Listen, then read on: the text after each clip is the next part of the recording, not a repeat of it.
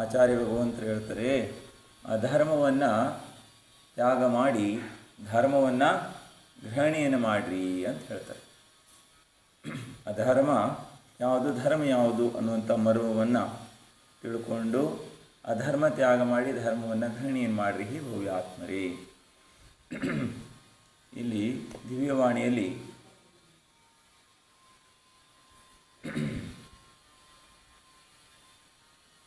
भगवान का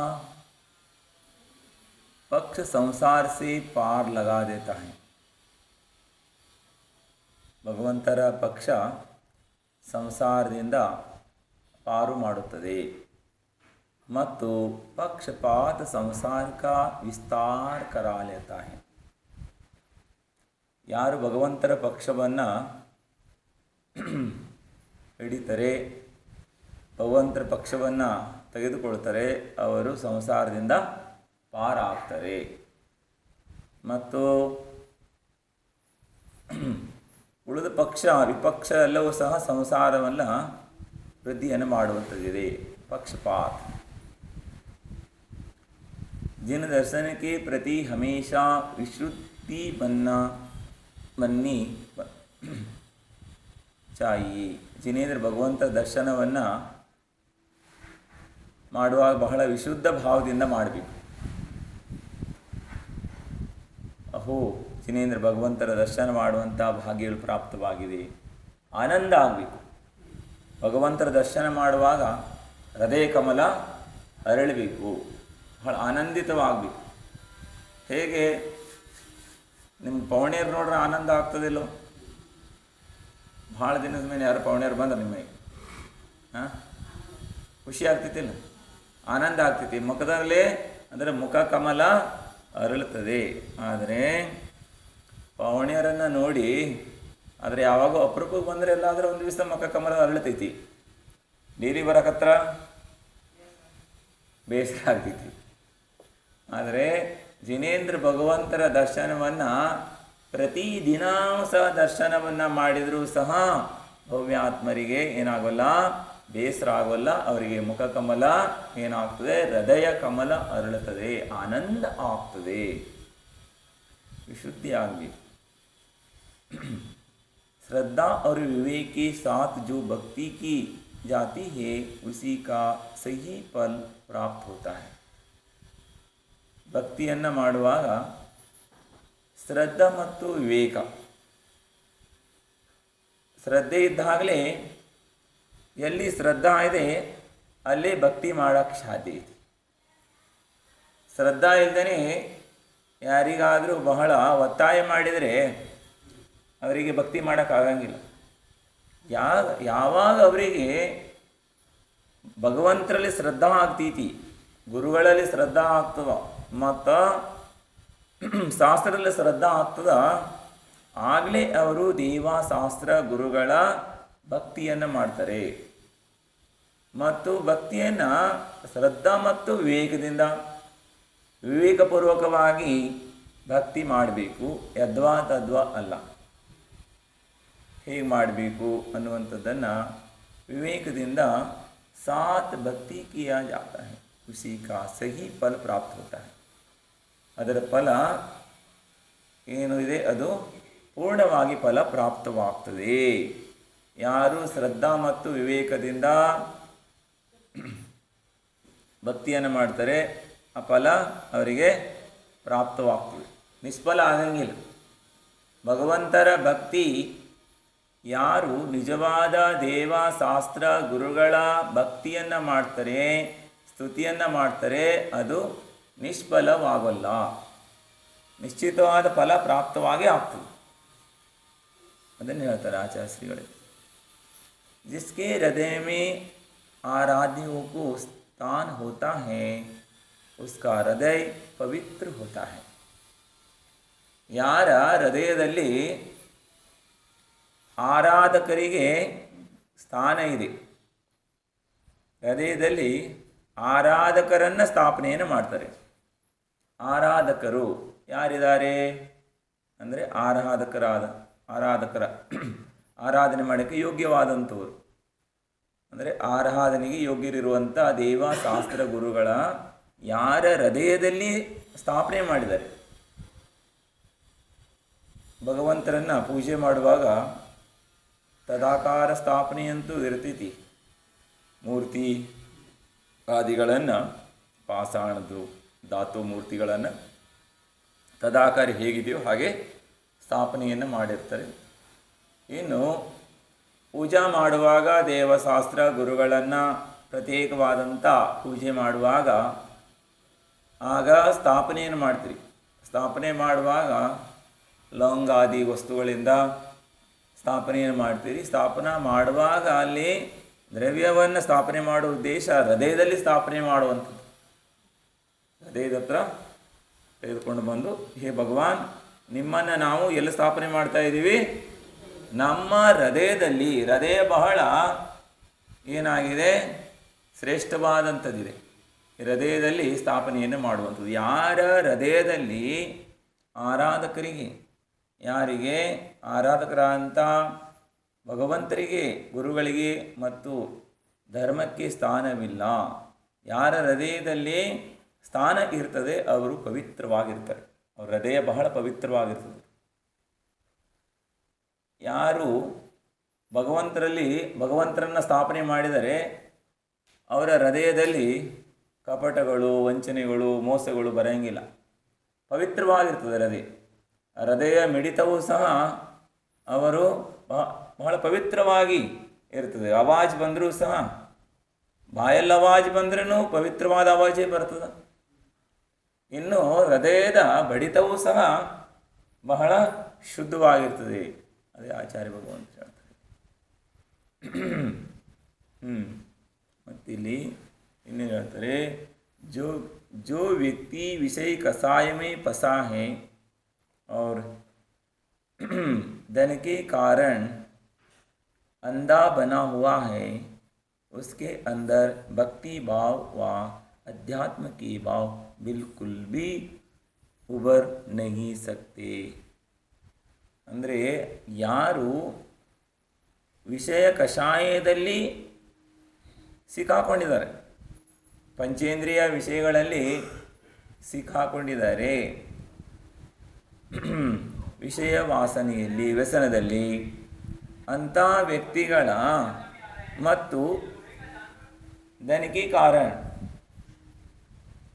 ಧನಗಳ ಹಣದಿಂದನೂ ಸಹ ಅಂಧ ಆಗ್ತಾರೆ. ಅಹಂಕಾರ ಬರ್ತೈತಿ. ಭಾಳಷ್ಟು ಸಂಪತ್ತು ಬಂದಾಗ ಅಹಂಕಾರಿಗಳಾಗ್ತಾರೆ, ಅಂಧ ಆಗ್ತಾರೆ, ಕುರುಡ್ರ ಆಗ್ತಾರೆ. ಮದಾಂಧರು ಅಂದರೆ ಮದ ಬರ್ತದೆ, ಅಹಂಕಾರ ಬರ್ತದೆ ಅವ್ರಿಗೆ ಅಂತ.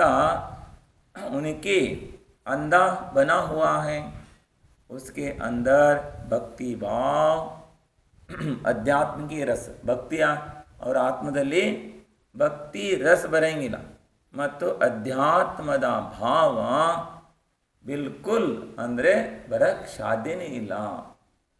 ಅದಕ್ಕಾಗಿ ವಿಷಯ ವಾಸನೆಯಿಂದ ಮುಕ್ತನಾದಾಗ ಮಾತ್ರ ಅಧ್ಯಾತ್ಮದ ರಸ ರುಚಿಸ್ತದೆ. ಎಲ್ಲಿಯ ತನಕ ವಿಷಯ ವಾಸನೆಯಲ್ಲಿರ್ತಾರೆ, ವಾಸನಾ ಮುಕ್ತರು, ಪಂಚೇಂದ್ರಿಯ ವಿಷಯಗಳಲ್ಲಿ, ವ್ಯಸನಾದಿಗಳಲ್ಲಿ ಮತ್ತು ಅಂಧರಾಗಿರ್ತಾರೆ. ಇನ್ನು ಅಂದರೆ ಕುರುಡರು, ಅಹಂಕಾರ ಇರ್ತದೆ, ನಾವು ದೊಡ್ಡ ಸಾಹುಕಾರರು, ನಮ್ಮಲ್ಲಿ ಬಹಳ ಸಂಪತ್ತಿದೆ. ಹಾಗೆ ಯಾರು ಅಂಧರಾಗಿರ್ತಾರೆ ಅವರು ಕಬಿ ನಹಿ ಜುಗ್ತಿ, ಅವರು ದೇವ ಶಾಸ್ತ್ರ ಗುರುಗಳಿಗೆ ಏನಾಗಿಲ್ಲ, ಭಕ್ಷಂಗಿಲ್ಲ, ತಲೆನ ಅವ್ರಿಗೆ ಶ್ರದ್ಧಾ ಆಗಂಗಿಲ್ಲ. ಅಧ್ಯಾತ್ಮಕ್ಕೆ ರಸ್ ಉನಕೆ ಹೃದಯ ಮೇ ಬಿಲ್ಕುಲ್ ಉಬರ್ ನಹಿ ಸಕ್ತಿ, ಅಂದರೆ ಅವ್ರ ಹೃದಯದಲ್ಲಿ ಅಧ್ಯಾತ್ಮದ ರಸ ಬರಂಗಿಲ್ಲ, ಅಂದರೆ ಧರ್ಮದ ಕಡೆಗೆ ಅವರಿಗೆ ಆಸಕ್ತಿ ಆಗಂಗಿಲ್ಲ.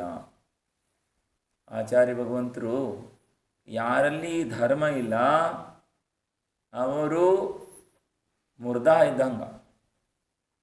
ಮುರ್ದ ಅಂದ್ರೆ ಸವ ಎಂದಾದರೂ ತಲೆ ಬಗ್ಸ್ತೇನ್ರಿ. ಯಾರ್ದಾರು ಮನೆಗೆ ಯಾರು ತೀರ್ಕೊಂಡ್ಮೇಲೆ ತೀರ್ಕೊಂಡ್ರಂತೀರಿ ನೀವು? ತೀರ್ಕೊಂಡ್ಮೇಲೆ ಕೆಲವು ಹೊಂಟು ಹೋದರು ಅಂತ ಹೇಳ್ತಾರೆ ಕೆಲವು ಕಡೆಗೆ. ತೀರ್ಕೊಂಡ್ಮೇಲೆ ಅವ್ರ ಮನೆಗೆ ಹೋಗ್ತೀರಿ ನೋಡಕ್ಕೆ ಹೋದಾಗ ಅಕ್ಕ ಯಾವಾಗ ಬಂದ್ರಿ ಅಂತ ಕೇಳ್ತೈತೇನದ. ನೀವು ಬಂದ ತಕ್ಷಣ ಹಾಗೆ ನಿಮ್ಮನ್ನು ನೋಡಿ ಖುಷಿ ಆಗ್ತೈತೆ ಅನ್ನೋದಕ್ಕೆ ಏನೂ ಮಾಡೋಂಗಿಲ್ಲ. ಅವರು ನೆಟ್ಟಗೆ ನೀರ್ಕೊಂಡಿರ್ತೈತೆ, ಹೌದಲ್ಲ? ನೆಟ್ಟಗೆ ಇರ್ತೈತೆ, ಬಗ್ಗಂಗಿಲ್ಲ, ಏನಿಲ್ಲ. ಹಾಗೆ ಅಂಧ ಆದವರು ಸಹ ಮುರ್ದ ಇದ್ದಂಗ, ಅಂದ್ರೆ ಹೆಣ ಇದ್ದಂಗ. ಅವರಲ್ಲಿ ದೇವಶಾಸ್ತ್ರ ಗುರುಗಳ ಕಡೆಗೆ ಅವರಿಗೆ ಶ್ರದ್ಧಾ ಆಗಂಗಿಲ್ಲ ಅಂತ ಹೇಳ್ತಾರೆ ಆಚಾರ್ಯರು. ಯಾರಿಗೆ ಶ್ರದ್ಧಾ ಆಗ್ತಾ ಇದೆ ದೇವಶಾಸ್ತ್ರ ಗುರುಗಳ ಕಡೆಗೆ, ಅವರು ನಿಜವಾದಂಥ ಧರ್ಮಾತ್ಮರಿದ್ದಾರೆ. ಧರ್ಮ ಇದ್ದಾಗ ಮಾತ್ರ ಶ್ರದ್ಧಾ ಆಗ್ತೈತಿ.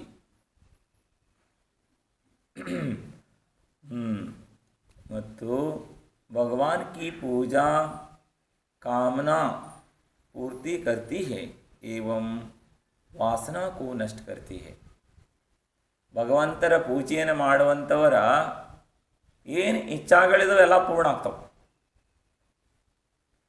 ಭಗವಂತರಲ್ಲಿ ಹೋಗಿ ಏನೋ ಇದೊಂದು ಪೂರ್ಣ ಆಗಲಿ ಭಗವಾನ್ ಅಂತ ಇಚ್ಛೆ ಮಾಡುವಂಥದ್ದಾಗಲಿ ಅಥವಾ ಭಗವಂತರ ಏನು ಬೇಡ್ಕೊಳ್ಳೋಕೇನೋ ಅವಶ್ಯಕತೆ ಇರೋಂಗಿಲ್ಲ. ಭಗವಂತರ ಭಕ್ತಿ ಮತ್ತು ಪೂಜೆ ಮಾಡೋವರ ಆತ ಮನಸ್ಸಿನಾಗ ಏನು ವಿಚಾರ ಮಾಡ್ತಾನೆ, ಇದೊಂದು ಆಗಬೇಕಿತ್ತಲ್ಲ, ಇದೊಂದು ಕೆಲಸ ಆಗಬೇಕಿತ್ತಲ್ಲ ಅಂತ ಹಿಂಗೆ ವಿಚಾರ ಮಾಡ್ತಾನೆ. ಭಗವಂತರ ಹತ್ರ ಆಗಲಿ ನನಗೆ ಅಂತೇಳಿ ಏನು ಅಪೇಕ್ಷೆ ಪಡೋಂಗಿಲ್ಲ ಆತ. ಆದ್ರೆ ಆತನ ಪುಣ್ಯದಿಂದ ಆತನ ಏನು ಅಂದ್ಕೊತಾನೋ ಹಾಗೆಲ್ಲ ಆಗ್ತೈತಿ. ಇಚ್ಛೆ ಎಲ್ಲ ಪೂರ್ಣ ಆಗ್ತವ, ಇಚ್ಛೆಗಳು ಪೂರ್ಣವಾಗ್ತವೆ. ಮತ್ತು ಭಕ್ತಿಯನ್ನು ಮಾಡುವಂಥವರು ಇಚ್ಛೆಗಳು ಪೂರ್ಣವಾಗ್ತವೆ ಮತ್ತು ವಾಸನಾ ಕೋ ನಷ್ಟ ಕರ್ತಿ ಹೇ. ಪಂಚೇಂದ್ರಿಯ ವಿಷಯಗಳ ವಾಸನೆಗಳೇನಾಗ್ತವೆ, ಕಮ್ಮಿ ಆಗ್ತವೆ.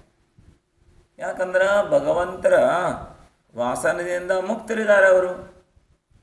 ಭಗವಾನರು ವಾಸನೆಯಿಂದ ಮುಕ್ತರಾಗಿದ್ದಾರೆ. ಮತ್ತು ಅವ್ರ ಸಮೀಪ ಹೋದವರಿಗೂ ಹಾಗೇನೆ ಭಾವ ಆಗ್ತೈತಿ. ದೊಡ್ಡ ಸಾಹುಕಾರ ನೋಡ್ರೆ ಭಾವ ಏನಾಗ್ತೈತಿ, ಸಾಹುಕಾರ ಆಗ್ಬೇಕಂತ ಭಾವ ಆಗ್ತೈತಿ, ಹೌದಲ್ಲ? ಮತ್ತು ಯಾರನ್ನ ನೋಡಿ ಹೆಂಗೆ ಭಾವ ಆಗ್ತೈತಿ ಅದೇ ರೀತಿ ಮತ್ತು ಭಗವಂತರ ನೋಡು, ಭಗವಂತರ ಪೂಜೆ ಮಾಡೋರಿಗೂ ಭಾವ ಆಗ್ತೈತಿ. ಭಗವಂತರು ವಾಸನೆಯಿಂದ ಮುಕ್ತರಾಗಿದ್ದಾರೆ, ಪೂಜೆ ಮಾಡೋರು ಸಹ ವಾಸನೆಗಳು ಕಮ್ಮಿ ಆಗ್ತವ, ನಷ್ಟವಾಗ್ತೈತಿ, ಕಮ್ಮಿ ಆಗ್ತೈತಿ. ಭಗವಂತನ ಪೂಜೆಯನ್ನು ಮಾಡೋದರಿಂದ ಮನುಷ್ಯ ಜೀವನ ಸಾರ್ಥಕತೆ ಆಗ್ತದೆ.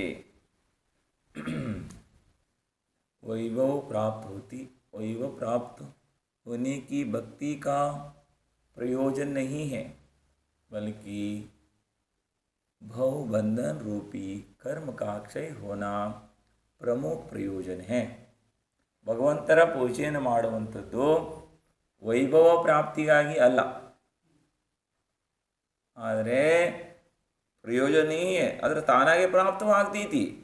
ಬಲ್ಕಿ भक्ति भाव और बंधन रूपी कर्मों को क्षय करने के लिए. ಸಂಸಾರದಲ್ಲಿ ಸಂಸಾರಿ ಜೀವಿಗಳು ಕರ್ಮ ಬಂಧನದಿಂದ ಬಂಧಿತರಾಗಿ ಸಂಸಾರದಲ್ಲಿ ಸುತ್ತಾಡ್ತಾ ಇದ್ದಾರೆ. ಈ ಕರ್ಮದಿಂದ ಕರ್ಮವನ್ನು ಕ್ಷಯ ಮಾಡಲಿಕ್ಕಾಗಿ ಮತ್ತು ಕರ್ಮದಿಂದ ಮುಕ್ತಿಯನ್ನು ಪಡೀಲಿಕ್ಕಾಗಿ ಮುಖ್ಯ ಪ್ರಯೋಜನ ಭಗವಂತರ ಭಕ್ತಿಯನ್ನು ಮಾಡುವುದು. ಭಕ್ತಿ ಮಾಡುವಂಥ ಭಕ್ತನ ಉದ್ದೇಶ ಯಾವ ಉದ್ದೇಶ? ಮುಕ್ತಿಯ ಉದ್ದೇಶ. ಯಾವ ಉದ್ದೇಶ? ಮುಕ್ತಿಯ ಉದ್ದೇಶ. ಮುಕ್ತಿಯ ಭಾವದಿಂದ ಭಕ್ತಿಯನ್ನು ಯಾರು ಮಾಡ್ತಾರೆ ಅವರ ಭಕ್ತಿ ನಿಜವಾದಂಥ ಭಕ್ತಿ ಇದೆ. ಭಗವಂತರ ಹತ್ರ ಬಂದು ಯಾಚನೆ ಮಾಡೋಂಗಿಲ್ಲ. ಭಕ್ತ ಭಿಕಾರಿ ಅಲ್ಲ, ಏನಿಲ್ಲ ಹೇಳ್ರಿ.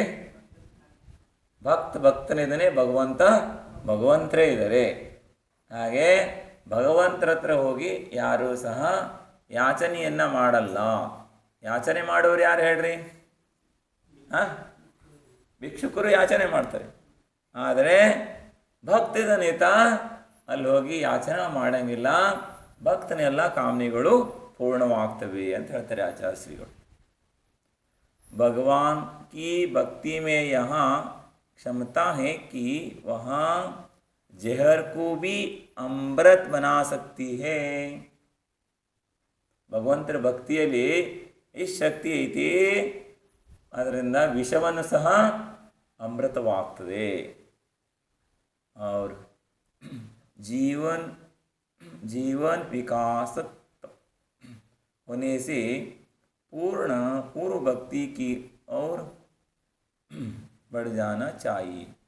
ಅಂದರೆ ಜೀವನ ಪೂರ್ಣ ನಷ್ಟವಾಗೋದ್ರೊಳಗಾಗಿ ಏನು ಮಾಡಬೇಕು? ಭಗವಂತರ ಭಕ್ತಿಯಲ್ಲಿ ಮಾಡಬೇಕು. ಅದಕ್ಕಿಂತ ಪೂರ್ವದಲ್ಲಿ ಪೂರ್ವಕ್ಕೆ ಭಕ್ತಿ ಅವ್ರ ಬಡ್ನಾ ಚಾಹಿಯೇ, ಅದರ ಭಕ್ತಿ ಕಡೆಗೆ ಹೋಗಬೇಕು ಅಂತ ಹೇಳ್ತಾರೆ ಆಚಾರ್ಯ. ಜೀವನ ಪೂರ ನಷ್ಟ ಆಗೋದ್ರೊಳಗೆ ವಿಷವೂ ಸಹ ಏನಾಗ್ತದೆ? ಅಮೃತವಾಗಿ ಪರಿವರ್ತನೆ ಆಗ್ತದೆ. ಭಗವಂತರ ಭಕ್ತಿಯಲ್ಲಿ ಬಹಳ ಶಕ್ತಿ ಐತಿ, ಅದರ ಶ್ರದ್ಧಾ ಇರಬೇಕು. ಶ್ರದ್ಧೆಯಿಂದ ಯಾರು ಭಗವಂತರ ಭಕ್ತಿ ಮಾಡ್ತಾರೆ, ಭಕ್ತ ಎಂದೂ ಸಹ ಆತ ಸಂಸಾರದಲ್ಲಿ ಎಂದೂ ಸಹ ನಿರಾಸಾಗಕ್ಕೆ ಶಕ್ಯನೇ ಇಲ್ಲ. ಬಂದವರು ಒಬ್ಬರು ಪ್ರತಿದಿನ ಭಗವಂತರ ಅಭಿಷೇಕ ಪೂಜಾ ಮಾಡ್ತೀವಿ. ನೀವೆಲ್ಲ ದಿವಸ ಅಭಿಷೇಕ ಪೂಜಾ ಮಾಡ್ತಿರಲ್ಲ, ದಿವಸ ಭಗವಂತರ ಅಭಿಷೇಕ ಪೂಜೆ ಪಾಟಿಂದ ಭಗವಂತರ ಪೂಜೆ ಹೆಂಗಿರ್ಬೇಕು? ಜೋರಾಗಿ ಪೂಜೆ ಮಾಡ್ಬೇಕು. ನೋಡ್ಬೇಕು, ಆ ಕಡೆಗೆಲ್ಲ ಜೋರಾಗಿ ಪೂಜೆ ಮಾಡ್ತಾರಲ್ಲ. ಪತಿ ಪತ್ನಿಯರಿಬ್ಬರು ಪೂಜೆಗೆ ಹೋಗ್ತಾರ. ಪತಿ 2 ಲೈನ್ ಹೇಳಿದ್ರೆ ಪತ್ನಿ 2 ಲೈನ್ ಹೇಳ್ತಾರೆ. ರಾಣಾಪುರದಲ್ಲಿ ನಾವು ಬ್ರಹ್ಮಚಾರಿ ಅವಸ್ಥೆಯಲ್ಲಿ ಮೋಹನ್ಲಾಲ್ ಅಗ್ರವಾಲ್ ಅಂತಿದ್ರು. ಅವರಿಗೊಂದು 90, 95, 98 ವರ್ಷ ರೀ. ಪತಿ ಪತ್ನಿಯರಿಬ್ಬರು ಅಜ್ಜ ಅಜ್ಜಿ ಕುತ್ಕೊಂಡು ಇಷ್ಟು ಜೋರ ಪೂಜಾ ಮಾಡ್ತಿರು. ಒಂದು 25 ವರ್ಷದ ಯುವಕ ಯುವತಿನೂ ಹಂಗೆ ಮಾಡಂಗಿಲ್ಲ, ಅಷ್ಟು ಜೋರಾಗಿ ಪೂಜೆ ರೀ. 2, 3 ಗಂಟೆ ಪೂಜೆ ರೀ. ಕುತ್ಕೊಂಡು ಪೂಜಾ ಮಾಡ್ತಿರು. ಕೆಳಗೆ ಕೂತು ಮತ್ತು ಕೆಳಗೆ ಕುತ್ಕೊಂಡ ದೊಡ್ಡ ಸೇಡ್ಜಿ ಅವ್ರು ಎಷ್ಟು ಚಂದ ಪೂಜೆ ಮಾಡ್ತಿರು. 2 ತಾಸು 3 ತಾಸು ಜೋರಾಗಿ ಅಜ್ಜಿ 2 ಲೈನ್ ಹೇಳಿದ್ರೆ ಅಜ್ಜ 2 ಲೈನ್ ಹೇಳ್ತಿದ್ರು. ಹಾಂ, ಪ್ರತಿದಿನ ಇದು ನೋಡ್ರಿ, ಸಂಸಾರದಾಗ ಪತಿ ಪತ್ನಿ ಆಗಿ ಏನು ಹೇಳ್ರಿ, ಜೀವನ ಸಾರ್ಥಕ ಆಯಿತು. ಪತಿ ಪತ್ನಿ ಆಗಿ 2 ಸಂತಾನ ಜನ್ಮ ಆಯಿತು, ಒಂದು ಮನೆ ಕಟ್ಟಿದ್ನೇನ, ನೌಕರಿ ಮಾಡಿದ್ನೇನ, ಮತ್ತು ಮಕ್ಕಳ ಓದಿಸಿದ್ವಿ, ಮತ್ತು ಮಕ್ಕಳ ಮದುವೆ ಮಾಡಿದ್ವಿ. ಇಷ್ಟೇ ಏನೋ ಸಂಸಾರ ಇಲ್ಲ. ಅವರು ನೋಡ್ರಿ ಎಷ್ಟಿದ್ರು ಅಂದ್ರೆ 3 ಜನ ಗಂಡು ಮಕ್ಕಳು ದೊಡ್ಡ ಬಿಸ್ನೆಸ್ ಮಾಡ್ತಿದ್ರು. ಭಾಳ ದೊಡ್ಡ ಬಿಸ್ನೆಸ್. ಇಂದೂರಲ್ಲಿ ರಾಣಾಪುರದವ್ರವರು ಇಂದೂರಲ್ಲಿ ಬಿಸ್ನೆಸ್ ಮಾಡ್ತಿದ್ರು. ಆದ್ರೆ ಬೆಳಿಗ್ಗೆ ಎದ್ದ ತಕ್ಷಣ 5-6 ಗಂಟೆ ಬಸ್ತಿಗೆ ಬರ್ತಿದ್ರು. ಇಷ್ಟು ಚಳಿ ರೀ, ಎಲ್ಲ ಕಂಪಿಸ್ತಾ ಇರ್ತದೆ. ಅಂಥ ಚಳಿಯಲ್ಲೂ ಸಹ ಅಜ್ಜ ಅಜ್ಜಿ ಅಭಿಷೇಕ್ ಪೂಜಾ, ಆ ಕಡೆಗೆ ಎಷ್ಟು ವೃದ್ಧರಾದರೂ ಸಹ ಅಭಿಷೇಕ್ ಪೂಜಾ ಬಿಡಂಗಿಲ್ಲ, ಭಗವಂತರ ಪೂಜೆ. ಅದರ ಸಾರ ಮಹತ್ವ ಅರ್ಥ ಐತಿ. ಜಗತ್ತೆಲ್ಲ ನಿಸಾರ ಐತಿ, ಸಂಸಾರದಾಗೆಲ್ಲೂ ಸಾರನ್ನೋದಿಲ್ಲೆಲ್ಲ ಬಂಧುಗಳ. ಸಾರ ಭಗವಂತರ ಭಕ್ತಿಯಲ್ಲಿ ಐತಿ, ಪೂರ ಧರ್ಮದಲ್ಲಿ ಐತಿ ಪೂರ. ಯಾವಾಗ ಸಾರಪೂರ್ಣವಾದಂಥ ವಸ್ತುವಿನ ಪರಿಚಯ ಆಗ್ತದ ಜೀವಕ್ಕೆ, ಅವು ನಿಸಾರ ವಸ್ತುಗಳಿಗೆ ಹೆಂಗೆ ಹೋಗ್ತಾರವ್ರ? ಹೋಗಂಗೇ ಇಲ್ಲ. ಎಲ್ಲಿ ತನಕ ಸಾರಪೂರ್ಣ ಪರಿಚಯ ಆಗಂಗಿಲ್ಲ, ಆ ನಿಸಾರ ವಸ್ತುಗಳನ್ನು ಸಂಗ್ರಹ ಮಾಡೋದ್ರ ಅನಂತ ಕಾಲ ಜೀವನ ಕಳೀತಾ ಇರ್ತಾರೆ. ಜನ್ಮದಿಂದ ಮರಣ ತನಕನೂ ಸಹ ಬೆಳಿಗ್ಗೆ ಎದ್ದ ತಕ್ಷಣ ಭಗವಂತರ ಅಭಿಷೇಕ ಮಾಡಬೇಕು, ಪೂಜೆ ಮಾಡಬೇಕು, ಸ್ತುತಿ ಮಾಡಬೇಕು. ಧನ್ಯ ಹೋ ಯಾರು ಜಿನೇಂದ್ರ ಭಗವಂತರ ಅಭಿಷೇಕ ಮಾಡ್ತಾರೆ, ಶ್ರಾವಕ ಕುಲದಲ್ಲಿ ಜನ್ಮ ಪಡೆದು 3 ಲೋಕದ ಒಡೆಯರಾದಂಥ ಜಿನೇಂದ್ರ ಭಗವಂತರ ಅಭಿಷೇಕ ಪೂಜಾ ಮಾಡ್ತಾರ. ಆ ಶ್ರಾವಕರ ಪುಣ್ಯದ ಅತಿಶಯವನ್ನು ವರ್ಣಾತೀತವಾದಂಥದ್ದು, ವರ್ಣನೆ ಮಾಡೋಕ್ಕಾಗೋಲ್ಲ ಶಾಸ್ತ್ರದಾಗ ಅಂತ ಹೇಳ್ತಾರೆ.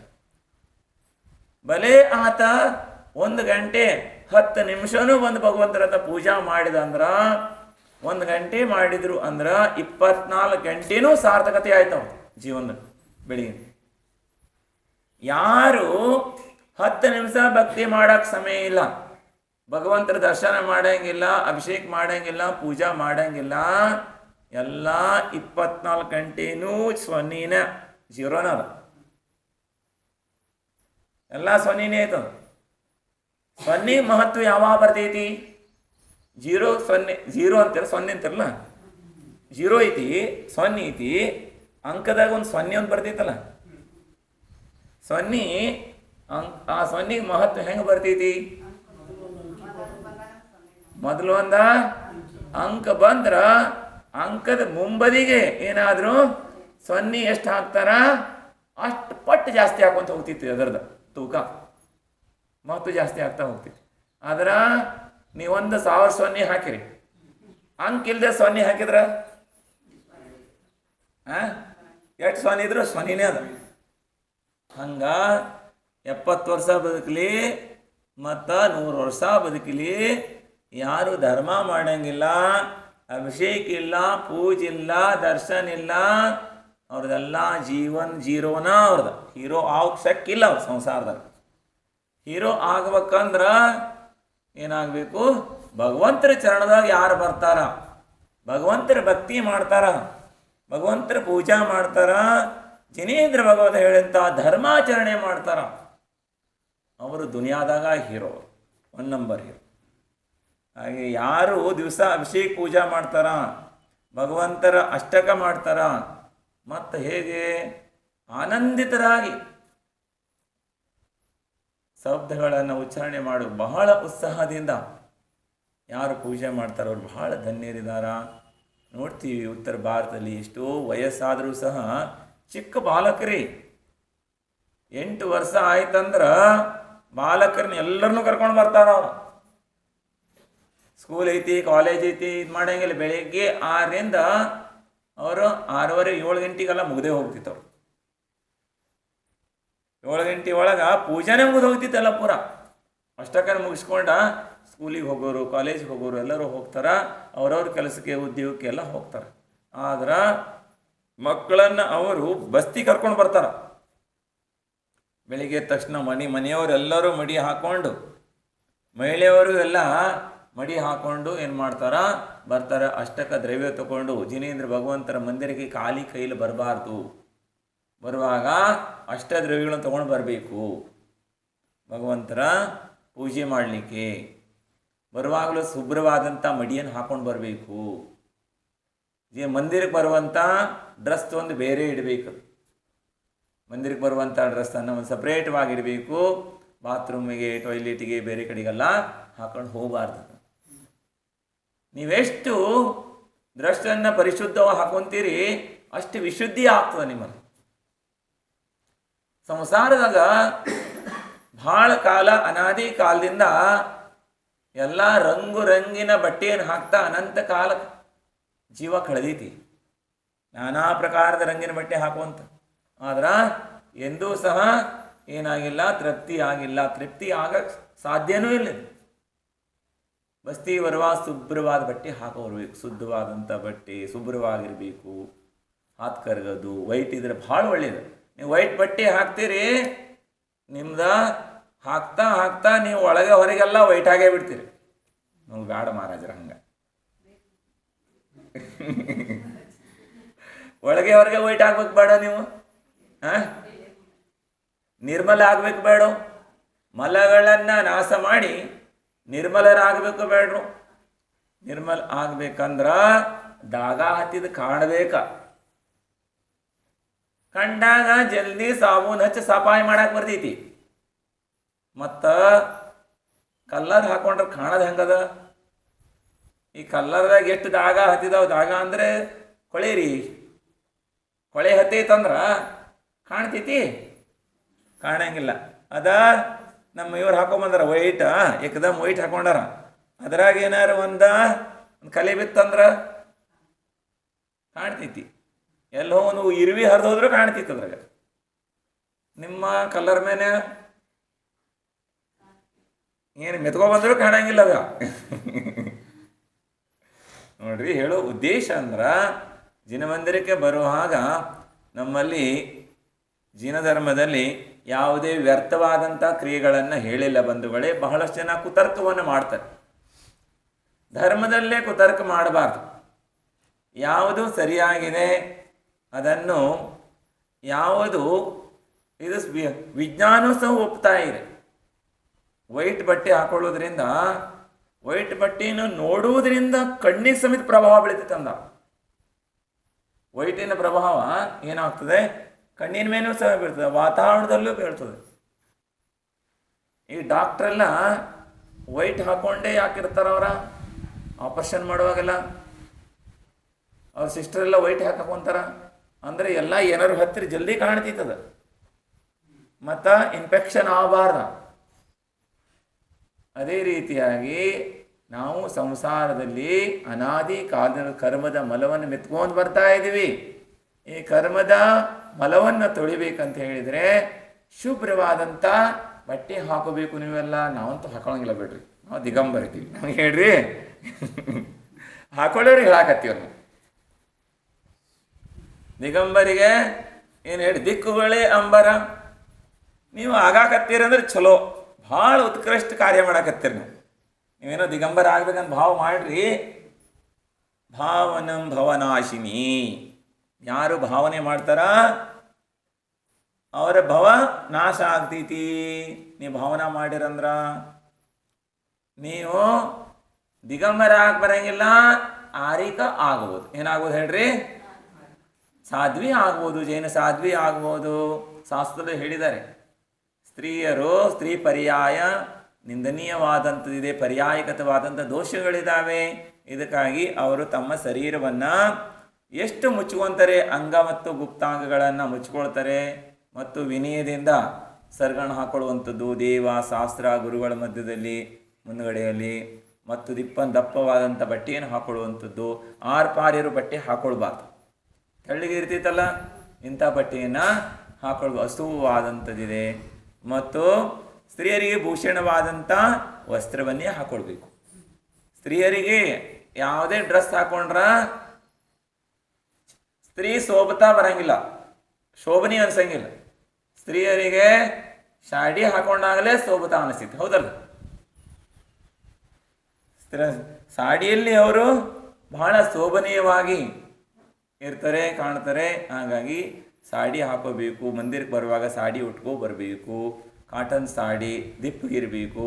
ಹಾಗೆ ಅದರ ಶುಭ್ರವಾದ ಹಾಕೋ ಬಂದರೆ ಭಾಳ ಒಳ್ಳೆಯದು. ಬಸ್ತಿಗೆ ಬರುವಾಗ ಒಂದು ಬಸ್ತಿಗೆ ಬರಕ್ಕೆ ಒಂದು ಡ್ರೆಸ್ ಇಡಬೇಕಲ್ಲ. ಕೆಲವರು ಬಜಾರಕ್ಕೆ ಹೋಗಾಕ ಒಂದು ಡ್ರೆಸ್ ಇಡ್ತಾರೆ, ಮದುವೆಗೆ ಹೋಗ್ಲಿಕ್ಕೆ ಒಂದು ಡ್ರೆಸ್ಸು. ಹಾಗೆಯೇ ಇನ್ನು ಹತ್ತಿರದ ಮದುವೆಗೆ ಬೇರೆ, ದೂರದ ಮದುವೆಗೆ ಬೇರೆ. ಇನ್ನು ಭಾಳ ಹತ್ತಿರದ ಮದುವೆಗಾದ್ರೆ ಭಾಳ ಕ್ವಾಲಿಟಿ ಡ್ರೆಸ್ ಇರೋದ. ಮಿರಿ ಮಿರಿ ಮಿಂಚ್ಬೇಕ ಅಂತದ. ಯಾಕೆಂದ್ರೆ ಇವ್ರ ಸಂಬಂಧಿಕ ಹತ್ತಿರ ಸಂಬಂಧಿಕರು ಮಿಂಚಬೇಕಲ್ಲ ಇವ್ರು ಹೋಗಲ್ಲಿ ಎಲ್ಲ. ಹಂಗೆ ಎಲ್ಲ ಹಾಕ್ಕೊಂಡು ಹೋಗ್ತಾರೆ. ಆದರೆ ಎಲ್ಲ ಕಡೆಗೂ ಡ್ರೆಸ್ ಹಾಕ್ಕೊಂಡು ಹೋಗ್ತೀವಿ. ಒಂದು ಸಲ ಜೀವನದಲ್ಲಿ ಮಂದಿರದಲ್ಲಿ ಭಗವಂತರ ಮುಂದೆ ಒಂದು ಮಿಂಚಬೇಕ ಅಂತ ಡ್ರೆಸ್ ಹಾಕೋಬೇಕು. ಅಂದ್ರೆ ಭಗವಂತರ ಮುಂಭಾಗದಲ್ಲೂ ಸಹ ಶೋಭನೀಯವಾದಂಥ ಡ್ರೆಸ್ ಹಾಕೋಬೇಕು. ಎಲ್ಲರೂ ಸಹ ಮಂದಿರಕ್ಕೆ ಬರುವಾಗ ಏನಿರಬೇಕು, ಒಂದು ಡ್ರೆಸ್ ಇಟ್ಕೋಬೇಕು ಬಂಧುಗಳೇ. ಆ ಡ್ರೆಸ್ಸಲ್ಲಿ ಬಾತ್ರೂಮಿಗೆ ಹೋಗೋದು, ಟಾಯ್ಲೆಟ್ಗೆ ಹೋಗೋದು, ಬೇರೆ ಕಡೆಗೆ ಹೋಗುವಂಥದ್ದೆಲ್ಲ ಮಾಡಬಾರ್ದು. ನೀವು ಸಾಧನದಿಂದ ಸಾಧ್ಯದ ಪ್ರಾಪ್ತಿ ಆಗ್ತದೆ. ಸಾಧನ ಬೇಕು. ಸಂಸಾರವೆನ್ನುವಂಥ ಸಾಗರವನ್ನು ದಾಟಲು ಧರ್ಮ ಸಾಧನಗಳು ಬೇಕು. ಧರ್ಮ ಸಾಧನಗಳಿಲ್ಲದೇ ಸಂಸಾರ ಸಾಗರವನ್ನು ಹಿಂದೂ ಯಾರೂ ದಾಟಿಲ್ಲ, ಮುಂದೂ ಯಾರೂ ದಾಟೋಕ್ಕಾಗೋಲ್ಲ. ಎಲ್ಲ ಸಾಧನಗಳಿಂದಲೇ ಸಾಧ್ಯವಂದರೆ ಸಂಸಾರ ಪಾರಾಗಿದ್ದಾರೆ, ಮೋಕ್ಷ. ಸಾಧನಗಳು, ಧರ್ಮ ಸಾಧನೆಗಳನ್ನು ಧರ್ಮಾತ್ಮ ಅವಶ್ಯವಾಗಿ ಯಾವುದೂ ಇಲ್ಲದಿದ್ರೂ ಅದನ್ನು ಒಟ್ಟು ಮಾಡ್ಕೊತಾರೆ. ಅದನ್ನು ಅವರವರ ಯೋಗ್ಯತೆಗೆ, ಅವ್ರ ಶಕ್ತಿ ಇದ್ದಷ್ಟು ಯಾರ್ಯಾರಿಗೆ ಹಾತ್ಕರ್ಗ ತಂದುಕೊಳ್ಳಿಕ್ಕೆ ಆಗ್ತದೆ. ಕಮ್ಮಿ ಅಂದರೆ ಸಾಮಾನ್ಯರು ತಂದಿಟ್ಕೋಬೇಕು. ಹಾತ್ಕರ್ಗ ಬಹಳ ಶ್ರೇಷ್ಠವಾದಂಥದ್ದು, ಇಟ್ಕೋಬೇಕೆಲ್ಲರೂ ಸಹ. ಮತ್ತು ಪುರುಷರೆಲ್ಲರೂ ಸಹ ಭಗವಂತರ ಅಭಿಷೇಕ ಮಾಡುವಾಗ ಡ್ರೆಸ್ ಇರಬೇಕು. ವೈಟು ಹಾಕೋಬೋದು, ವೈಟ್ಗಿಂತ ಅಭಿಷೇಕ ಪುರುಷರಿಗೆ ಕೇಸರಿ ಹಾಕೊಂಡ್ರೆ ಅಭಿಷೇಕದ ಕೇಸರಿ MP ಕಡೆಗೆಲ್ಲ ಹಿಂಗೆ ಮಾಡಿದಾರಲ್ಲ. ಕೆಲವರು ಕುತಾರ್ಕ ಮಾಡ್ತಾರೆ, ಯಾಕೆ ಇದೇ ಆಗ್ಬೇಕಂತ ಹೇಳ್ಯಾರ, ಎಲ್ಲಿ ಹೇಳ್ಯಾರ ಮಹಾರಾಜ ಶಾಸ್ತ್ರದಾಗಿದೆ ಹಿಂಗೆಲ್ಲ ನೋಡ್ರಿ. ಈಗೆಲ್ಲ ನೀವೆಲ್ಲ ಒಂದೇ ಡ್ರೆಸ್ ಹಾಕ್ಕೊಂಡು ಒಂದೇ ಥರ ಭಗವಂತರ ಪೂಜೆ ಅಭಿಷೇಕ ಮಾಡುವಾಗ ಬಹಳ ಶೋಭನೀಯ ಆಗ್ತದೆ, ಸಾಮೂಹಿಕವಾದ ಧರ್ಮ ಪ್ರಭಾವ ಆಗ್ತದೆ. ಇದರಿಂದ ಸಾವಕರೆಲ್ಲರೂ ಸಹ ಒಗ್ಗಟ್ಟಿನಿಂದ ಒಂದೇ ರೀತಿಯಾದಂಥ ಡ್ರೆಸ್ಸು, ಒಂದೇ ರೀತಿಯಾದಂಥ ಪೂಜೆ, ಒಂದು ರೀತಿಯಾಗಿ ಎಲ್ಲ ಸೇರಿಕೊಂಡು ಉತ್ಸವಾದಿಗಳನ್ನು ಮಾಡುವುದರಿಂದ ಅವರಲ್ಲಿ ಒಗ್ಗಟ್ಟು, ಏಕಾಗ್ರತ ಹಾಗೆ ಮತ್ತು ಎಲ್ಲರೂ ಸಹ ಅವರಲ್ಲಿ ಒಟ್ಟಾಗ್ತಾರೆ ಮತ್ತು ಬೇರೆಯವ್ರ ಮೇಲೂ ಪ್ರಭಾವ ಬೀಳ್ತದೆ ಇದರದ್ದು. ಈಗ ಪೊಲೀಸರು ಎಲ್ಲರೂ ಒಂದೊಂದು ಡ್ರೆಸ್ ಹಾಕ ಬಂದರೆ ಜನ ನೋಡಿ ಹೆದರ್ತಾನ್ರಿ ಅವ್ರು. ನೋಡ್ರಿ ಪೊಲೀಸರು ಎಲ್ಲ ಅವ್ರ ಡ್ರೆಸ್ ನೋಡ್ರಿ, ಒಂದು ಥೋಡಿ ಮಂದಿ ಇದ್ರೆ ಭಾಳ ಮಂದಿ ಕಣ್ಣಂಗೆ ಆಗ್ತೈತಿ ಡ್ರೆಸ್ ನೋಡಿದ್ರೆ. ಆದ್ರೆ ಬೇರೆ ಬೇರೆ ಡ್ರೆಸ್ ಹಾಕೊಂಡು 100 ಮಂದಿ 200 ಮಂದಿ ಇದ್ರು ಏನು ಅನ್ಸಂಗಿಲ್ಲ. ಆದ್ರೆ ಒಂದೇ ಡ್ರೆಸ್ಸನ್ನು 10-15 ಮಂದಿ ಇದ್ರೂ ಭಾಳ ಅನಿಸ್ತೈತಿ. ಇವೆಲ್ಲ ಪ್ರಭಾವನೆಗಳು ಬೀಳ್ತದೆ. ಹಾಗಾಗಿ ಅಷ್ಟೇ ಅಲ್ಲ, ಕೇವಲ ಇದು ಡ್ರೆಸ್ಸನ್ನು ಅಷ್ಟೇ ಅಲ್ಲ, ಅಂತರಾತ್ಮದಲ್ಲೂ ಸಹ ವಿಶುದ್ಧವಾಗಿರಬೇಕು. ಮನಸ್ಸಿನಿಂದ, ವಚನದಿಂದ, ಕಾಯದಿಂದ ಬಹಳ ಪವಿತ್ರವಾದ ಭಾವದೊಂದಿಗೆ ಜಿನೇಂದ್ರ ಭಗವಂತರ ಅಭಿಷೇಕ ಪೂಜಾದಿಗಳನ್ನು ಮಾಡಬೇಕು. ಮನುಷ್ಯ ಭವ ಬಹಳ ದುರ್ಲಭದಿಂದ ಪ್ರಾಪ್ತವಾಗ್ತದೆ. ಒಂದೇ ಒಂದು ಮನುಷ್ಯ ಭವದಲ್ಲಿ ಸಾರ್ಥಕತೆ ಅಂದರೆ ಬಂಧುಗಳೇ, ಧರ್ಮವನ್ನು ಮಾಡೋದ್ರಿಂದ ಮಾತ್ರ ಮನುಷ್ಯ ಭವದ ಸಾರ್ಥಕತೆ ಆಗ್ತದೆ. ಧರ್ಮ ಮಾಡದೇ ಇರುವಂಥ ಮನುಷ್ಯರ ಭವದ ಪಶುಗಳಿಗೆ ಸಮಾನವಾಗಿರ್ತದೆ. ಆಚಾರ್ಯ ಹೇಳ್ತಾರೆ, ಪಶುಗಳಿಗೆ ಅವರಿಗೆ ಯಾವ ವ್ಯತ್ಯಾಸ ಇಲ್ಲ ಅಂತೇಳಿ. ಹಾಗೆ ಮತ್ತೆ ಪುನಃ ಇಂಥ ಭವ ಸಿಗುವ ದುರ್ಲಭವಾದಂಥದ್ದಿದೆ. ಒಂದು ಊರಿನಲ್ಲಿ ಒಬ್ಬರು ಸೇಠ್ಜಿಯವರು ಜಿನೇಂದ್ರ ಭಗವಂತರ ಅಭಿಷೇಕ ಮಾಡಲಿಕ್ಕೆ ಹೋಗ್ತಿದ್ರು. ಪ್ರತಿದಿನ ಭಗವಂತರ ಅಭಿಷೇಕ ಪೂಜೆ ಫಸ್ಟ್ ಧರ್ಮ ಪುರುಷಾರ್ಥ ಮಾಡ್ತಿದ್ರು. ಎಲ್ಲಕ್ಕಿಂತ ಮೊದಲು ಯಾವ ಪುರುಷಾರ್ಥ ಮಾಡ್ತಿದ್ರು ಅವರು? ಧರ್ಮ ಪುರುಷಾರ್ಥ ಮಾಡ್ತಿದ್ರು. ಮಡಿ ಉಟ್ಕೊಂಡು ಹಾಗೇನೆ ಎಲ್ಲ ಶುಭ್ರವಾದಂಥ ಜಲ ತಗೊಂಡು, ಹಾಗೆ ಜೀವಾಣಿಯನ್ನು ಬಿಟ್ಟು ಪ್ರಾಸುಕವಾದ ಜಲ ತಗೊಂಡು ದ್ರವ್ಯ ತಗೊಂಡು ಎಲ್ಲ ತೊಳೆದು ಭಗವಂತರ ಅಭಿಷೇಕ ಪೂಜೆ ಅಷ್ಟೋದ್ರಿಂದೆಲ್ಲ ಮಾಡ್ತಿದ್ರು. ಪ್ರತಿದಿನ ಮಾಡ್ತಿದ್ರು. ಒಂದಿನ ಬೆಳಿಗ್ಗೆ ಮಾಡ್ತಾ ಇರ್ತಾರೆ. ಮನೆಯಲ್ಲಿ ಮಗನಿಗೆ ಏನಾಗ್ತದ, ಸೇಠ್ಜಿ ಮಗನಿಗೆ ಹಾವು ಕಡಿತೈತಿ. ಹಾವು ಕಡ್ದಾಗ ಶೇಟಾಣಿ ದುಃಖಿ ಆಗ್ತಾಳ. ಒಬ್ಬನೇ ಪುತ್ರನಿಗೆ ಹಾವು ಕಚ್ಚಿತ್ತು ಅಂತ ಹೇಳಿದ ಭಾಳ ದುಃಖಿ ಆಗ್ತಾಳ. ಮತ್ತು ಸೇಠ್ಜಿ ಕಡೆಗೆ ಹಚ್ಕೊಡ್ತಾಳೆ ಯಾರು. ಆಗ ಸೇಠ್ಜಿಯವ್ರು ಕರೆದು ಬರ್ರಿ, ಮತ್ತು ಪುತ್ರನಿಗೆ ಹಾವು ಕಚ್ಚೈತಿ, ಅರ್ಜೆಂಟ್ ಬರಾಕ್ ಹೇಳ್ರಿ, ಜಲ್ದಿ ವೈದ್ಯರ ಕಡೆ ಕರ್ಕೊಂಡು ಹೋಗಬೇಕು. ಹಾಗೆ ಯಾರೋ ಕಳಿಸ್ಕೊಡ್ತಾಳೆ ಹಾಕಿ ಅವ್ರು ಹೋಗಿ ಹೇಳ್ತಾರ. ಸೇಠ್ಜಿಯವರು ಗರ್ಭಗುಡಿಯಲ್ಲಿ ಅಭಿಷೇಕ ಮಾಡೋದ ಕ್ರಿಯೆಯಲ್ಲಿ ಮಗ್ನರಾಗಿದ್ರು. ಬಾಗ್ಲಾಲ್ ನಿಂತ್ಕೊಂಡ ಮನುಷ್ಯ ಹೇಳ್ತಾನ, ಆದರೆ ಸೇಠ್ಜಿಗಳು ಕೇಳಿಸ್ಕೊಡಂಗೆ ಇಲ್ಲ. ಆತ ಒದರಾಡಿ ಹೋಗೇ ಬಿಡ್ತಾನ. ಮತ್ತು ಸ್ವಲ್ಪ ಟೈಮ್ ಆದಮೇಲೆ ಸೇಠ್ಜಿಯವ್ರ ಪತ್ನಿ ಬೇರೆಯೊಬ್ಬರು ಹಚ್ಕೊಡ್ತಾಳೆ.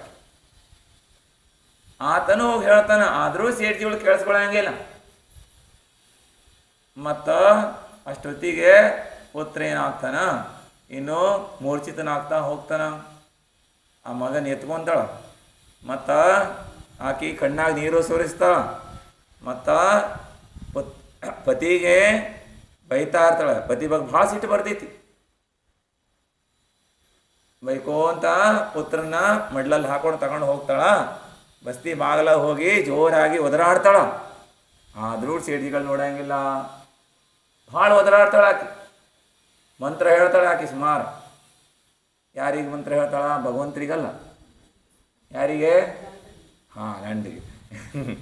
ಪತಿಗೆ, ಸೇಠ್ಜಿಯವರಿಗೆ ಭಾಳ ಮಂತ್ರವನ್ನು ಉಚ್ಚಾರಣೆ ಮಾಡ್ತಾಳ. ಆದರೂ ಕಣ್ಣ ನೀರು ಸೋರಿಸ್ತಾ ಇರ್ತಾಳ.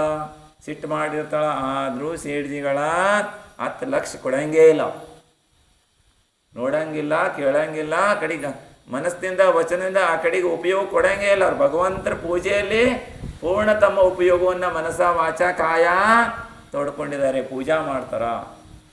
ಕೊನೆಗೂ ಆಕೆ ಸಿಟ್ಟು ಬಂದ, ನಿಮಗೆಲ್ಲರಿಗಿಂತ ಭಗವಂತರೇ ಹೆಚ್ಚಾಗಿದಾರ, ನಿಮಗೆಲ್ಲ ಮತ್ತೆ ಯಾಕೆ ಪತ್ನಿ ಹಾಕ್ಬೇಕಿತ್ತು, ನಿಮಗೆ ಮಕ್ಕಳೇ ಹಾಕ್ಬೇಕಿತ್ತು, ನಿಮಗೆ ಮಹಾರಾಜ್ ಜೋಡಿಗೆ ಹೋಗ್ಬೇಕಿತ್ತು, ನೀವು ಹಂಗೆ ಬಸ್ತಿ ಅನ್ನೋರು ನಮ್ಮನೆ ಯಾಕೆ ಕಟ್ಕೊಂಡ್ರೆ ಮತ್ತ ಎಲ್ಲ ಬೈದು ಏನು ಮಾಡ್ತಾಳ, ಪುತ್ರನ ಒಗದ ಹೋಗೇ ಬಿಡ್ತಾಳೆ. ಒಬ್ಬ ಮಗ ಇದ್ದ, ಆತನು ಹೊಂಟು ಹೋದ, ಮತ್ತೆಲ್ಲ ಇನ್ನೇನೆಲ್ಲ ನಾಶ ಆಯ್ತಂತ ಹೊತ್ಕೋ ಅಂತ ಆಕಿ ಹೋಗ್ಬಿಡ್ತಾಳೆ. ಆದರೂ ಸೇಡ್ಜಿಗಳು ನೋಡಂಗಿಲ್ಲ ಆ ಕಡೆಗೆ. ಭಗವಂತರ ಪೂಜಾ ಅಭಿಷೇಕದ ವಿಧಿ ಪ್ರಕಾರ ಎಲ್ಲ ಮಾಡಿ, ಅಷ್ಟದ್ರವ್ಯದಿಂದ ಪೂಜೆ ಮಾಡಿ ವಿಸರ್ಜನೆ ಮಾಡಿ ಎಲ್ಲ ಅವಸರನೂ ಮಾಡಂಗಿಲ್ಲ. ದಿನಪ್ರತಿ ಹೆಂಗೆ ಮಾಡ್ತಿದ್ರು ಅಷ್ಟೆಲ್ಲ ಅಭಿಷೇಕ ಪೂಜೆ ಎಲ್ಲ ಮುಗಿದ ಮೇಲೆ ಧರ್ಮ ಪುರುಷಾರ್ಥ ಆಯ್ತು. ಈಗ ಆಗ ಅವ್ರೇನು ಮಾಡ್ತಾರ, ಇನ್ನು ಕಾಮ ಪುರುಷಾರ್ಥ ಮತ್ತು ಅರ್ಥ ಪುರುಷಾರ್ಥ. ಆಗ ಅವರು ಗರ್ಭದ ಗುಡಿಯಿಂದ ಹೊರಗೆ ಬರ್ತಾರ. ಹೊರಗೆ ಬಂದು ನೋಡಿದರೆ ಪುತ್ರಲ್ಲಿ ಬಿದ್ದಿರ್ತಾನ. ಆತನು ಮೂರ್ಛಿತನಾಗಿರ್ತಾನೆ. ಆಕೆ ಅಂತ ತಿಳ್ಕೊಂಡಿರ್ತಾಳ, ಆತ ಹೊಂಟು ಹೋದ ಅಂತ ತಿಳ್ಕೊಂಡಿರ್ತಾಳೆ. ಆದ್ರೆ ಆತ ಹೊಂಟು ಹೋಗಿರೋಲ್ಲ, ಮೃತ್ಯು ಆಗಿರೋಲ್ಲ, ವಿಷ ಏರಿ ಮೂರ್ಛಿತನಾಗಿರ್ತಾನ ಆತ. ಆಗ ಆ ಸೇಡ್ಜಿಯವರು ವಿಚಾರ ಮಾಡ್ತಾರೆ, ಹೇ ಪ್ರಭು, ನಿಮ್ಮ ಚರಣದಲ್ಲಿ ಯಾವುದು ದೂರ ಆಗಂಗಿಲ್ಲ. ಜನ್ಮ ಜರಾ ಮೃತ್ಯುವೇ ದೂರವಾಗ್ತದೆ, ಭವರೋಗಗಳೇ ದೂರವಾಗ್ತದೆ. ಈ ಸಾಮಾನ್ಯ ವಿಷಯ ಯಾವ ಲೆಕ್ಕ ಇದೆ ಇದು? ನಿಮ್ಮ ಮಹತ್ವವನ್ನು, ನಿಮ್ಮ ಶಕ್ತಿಯನ್ನು ಅರಿಯದ ಅಜ್ಞಾನಿಗಳು ಮನಸ್ಸಿಗೆ ಬಂದ ಹಾಗೆ ಹೇಗೆ ತಮಗೆ ಬೇಕಾದಂಗೆಲ್ಲ ತಿಳ್ಕೊತಾರೆ ಪ್ರಭು. ತಿಳ್ಕೊಂಡು ಅವ್ರು ಏನು ಮಾಡ್ತಾರ, ವಿಷಾಪಾರ ಸ್ತೋತ್ರವನ್ನು ಹೇಳ್ತಾ ಅವರು ಕವಿಗಳಿದ್ರು. ಹಾಗೆ ಜಿನೇಂದ್ರ ಭಗವಂತರ ಗಂಧೋದಕವನ್ನು ಆ ಬಾಲಕನ ಮಸ್ತಕದ ಮೇಲೆ ಹಚ್ಚುತ್ತಾರೆ. ವಿಷಾಪಾರ ಸ್ತೋತ್ರವನ್ನು ಹೇಳ್ತಾ ಇದ್ದಾಗಲೇ ಯಾವ ಸ್ಥಾನದಿಂದ ವಿಷಸರ್ಪ ಕಚ್ಚಿದಂಥ ಸ್ಥಾನದಲ್ಲೇ ವಿಷವೆಲ್ಲೂ ಹೊರಗೆ ಬಿದ್ದು ಹೋಗ್ತದಲ್ಲ. ಆ ಬಾಲಕ ಚೇತರಿಸ್ಕೊಂಡು ಸ್ವಸ್ಥ ಆಗ್ತಾನಾತ, ಆರೋಗ್ಯವಂತನಾಗಿ ಎದ್ದು ಕೂತ್ಕೊಳ್ತಾನೆ. ಧನಂಜಯ ಕವಿಗಳು ಯಾರು? ಧನಂಜಯ ಸೇಡ್ಜಿಯವರು. ಸೇಡ್ಜಿಯವರಿದ್ರು, ಸಾವಕರಿದ್ರು ಅವರು. ನೋಡ್ರಿ, ಹಾಗೆ ಭಕ್ತಿಯಿಂದ ಮಾಡುವಂಥ ಭಕ್ತನ ಎಲ್ಲ ಕಾಮನೆಗಳು ದೂರವಾಗ್ತವೆ, ಭಕ್ತನ ಎಲ್ಲ ಅಸುವ ಕರ್ಮಗಳು ದೂರವಾಗ್ತವೆ. ಜಿನೇಂದ್ರ ಭಗವಂತರ ಭಕ್ತಿಯಲ್ಲಿ ಜಿನಗಂಧೋದಕದಲ್ಲಿ ಅನಂತ ಶಕ್ತಿ ಇದೆ. ಜಿನಗಂಧೋದಕವನ್ನು ಅವಿನಯವನ್ನು ಮಾಡಬಾರ್ದು, ವಿವೇಕಪೂರ್ವಕವಾಗಿ. ಅದಕ್ಕಾಗಿ ಸ್ವಲ್ಪ ಅಭಿಷೇಕ ಮಾಡಬೇಕು. ಅಭಿಷೇಕ ಮಾಡಿದಂಥ ಜಲವನ್ನು ಎಲ್ಲಿ ಬೇಕಾದರೆ ಚೆಲ್ಲಬಾರ್ದು, ಕೆಳಗಡೆ ಬೀಳಬಾರ್ದು ಒಂದು ಹನಿನೂ ಸಹ. ಅಭಿಷೇಕ ಮಾಡಿದಂಥ ಜಲವನ್ನು ಉತ್ತಮವಾದ ಅಂಗ ಮಸ್ತಕಕ್ಕೆ ಹಚ್ಕೊಳ್ಬೇಕು. ಶ್ರೇಷ್ಠವಾದ ಅಂಗಕ್ಕೆ ಮಾತ್ರ ಹಚ್ಕೋಬೇಕು ಇದನ್ನು. ಹಾಗೆ ಗಂಧೋದಕವನ್ನು ಸಹ ಒಳ್ಳೆಯಾದಂಥ, ಯಾರೂ ತುಳಿದೇ ಇರತಕ್ಕಂಥ ಸ್ವಚ್ಛವಾದಂಥ ಜಾಗದಲ್ಲಿ ಪ್ರತಿದಿನವೂ ಒಂದೇ ಕಡೆಯಲ್ಲಿ ವಿಸರ್ಜನೆ ಮಾಡಬೇಕು. ದಿನ ಒಂದು ಕಡೆ ಚೆಲ್ತಾ ಹೋಗಬಾರ್ದು. ಎಲ್ಲರಿಗೂ ಸಹ ಗೊತ್ತಿರಬೇಕು, ಎಲ್ಲಿ ವಿಸರ್ಜನೆ ಮಾಡ್ತೀವಲ್ಲೇ ವಿಸರ್ಜನೆ ಮಾಡಬೇಕು, ಎಲ್ಲ ಕಡೆಯಲ್ಲೂ ಮಾಡಬಾರ್ದು. ಗಂಧೋದಕವನ್ನು ತುಳಿಬಾರ್ದು, ಅದ್ರ ಮೇಲೆ ಕಾಲು ಇಡಬಾರ್ದು. ಯಾರು ದೇವಶಾಸ್ತ್ರ ಗುರುಗಳ ವಿನಯವನ್ನು ಮಾಡ್ತಾರೆ, ಓದಕ್ಕೆ ಬರಂಗಿಲ್ಲ, ಬರೆಯಕ್ಕೆ ಬರಂಗಿಲ್ಲ, ಯಾವ ವಿದ್ಯೆನೂ ಇಲ್ಲ, ಕೇವಲ ಶ್ರದ್ಧಾ ಒಂದೇ ಸಂಸಾರ ಪಾರು ಮಾಡ್ತೈತಿ. ಶ್ರದ್ಧಾ ಅಷ್ಟೇ ಇದ್ರೆ ಸಾಕ. ಜಿನೇಂದ್ರ ಭಗವಂತರು ಹೇಳಿದಂಥ ವಾಕ್ಯದಾಗ ಶ್ರದ್ಧಾ ಒಂದೇ ಮಜಬೂತ್ ಐತಂದ್ರ ಸಂಸಾರನೇ ಪಾರಾಗಿ ಬಿಡ್ತೈತಿ. ಇನ್ನು ದಸಪೂರ್ವದ ಜ್ಞಾನಿಯಾಗೂ ಸಹ ಸಂಸಾರ ಪರಿಭ್ರಮಣೆ ಮಾಡ್ತಾರೆ. ಮತ್ತು ಎಲ್ಲಿ ತಂಗ ಪರಿಭ್ರಮಣ? ನಿಗೋ ತಂಗನ ಹೋಗ್ತಾರ. ಕೆಳಗಿಳಿದು ಹೋದ್ರ ಕೆಳಗಿಳಿದು ಹತ್ರ ಅಂದ್ರೆ ಇಷ್ಟು ಜ್ಞಾನಿ ಇತ್ತ. ಅದ್ರಿಷ್ಟು ಜ್ಞಾನಿ ಇದ್ದು ಸಹ ಅವ್ರಿಗೆ ಶ್ರದ್ಧಾ ಮಜಬೂತ್ ಇರಲಿಲ್ಲ, ಶ್ರದ್ಧಾ ಕಮ್ಮಿ ಆಯಿತು. ಆದ್ರೆ ಯಾರಿಗೆ ಜ್ಞಾನ ಇಲ್ಲ, ಶ್ರದ್ಧಾ ಮಜಬೂತ್ ಐತಿ, ಶ್ರದ್ಧಾದಿಂದಲೇ ಸಂಸಾರ ಪಾರಾಗಿ ಬಿಡ್ತೈತಿ. ಶಿವೂತಿ ಮುನಿ ಮಹಾರಾಜರಿಗೆ ಅವರಿಗೆ ನಮೋಕಾರ ಮಂತ್ರನೂ ಬರ್ತಾ ಇರಲಿಲ್ಲ. ಅವರು ಬೇಗ ಕೇವಲ ಜ್ಞಾನ ಪ್ರಾಪ್ತ ಮಾಡ್ಕೊಂಡು ಮೋಕ್ಷಕ್ಕೆ ಹೋಗ್ತಾರೆ.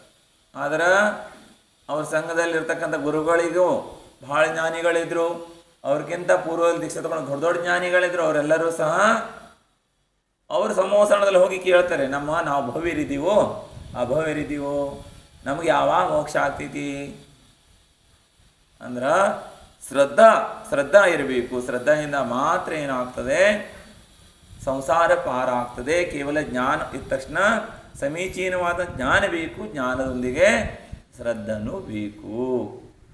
ಜಿನೇಂದ್ರ ಭಗವಂತರ ಅಭಿಷೇಕವನ್ನು ಮಾಡೋದ್ರಿಂದ ಧನಂಜಯ ಕವಿಗಳ ಪುತ್ರನೂ ಏನಾಗ್ತಾನೆ, ಸ್ವಸ್ಥ ಆಗ್ತಾನೆ. ಈಗೂ ಸಹ ವಿಷಾಪಾರ ಸ್ತೋತ್ರಗಳಿದಾವೆ.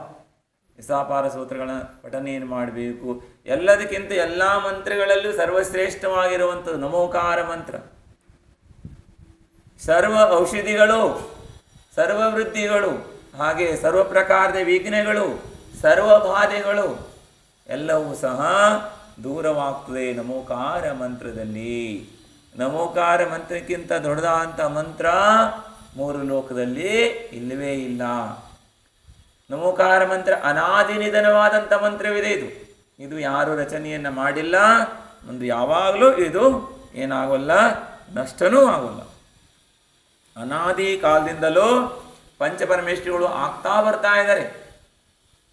ಮತ್ತೆ ಮುಂದೆ ಅನಾದಿ ಕಾಲ ತನಕ ಮುಂದೂ ಆಗ್ತಾ ಇರ್ತಾರೆ ಯಾವಾಗಲೂ ಸಹ. ಪಂಚಪರಮೇಶ್ವರಿಗಳು ತಿಳ್ಕೊ, ನಾವು ಭಾಳ ಹಿಂದಿದ್ದೀವಿ, ನಮ್ಮ ಲಿಸ್ಟ್ ನಮ್ಮ ಹಿಂದೆ ಇದ್ದಿ ಭಾಳ ತಿಳ್ಕೊಬೇಡ್ರಿ.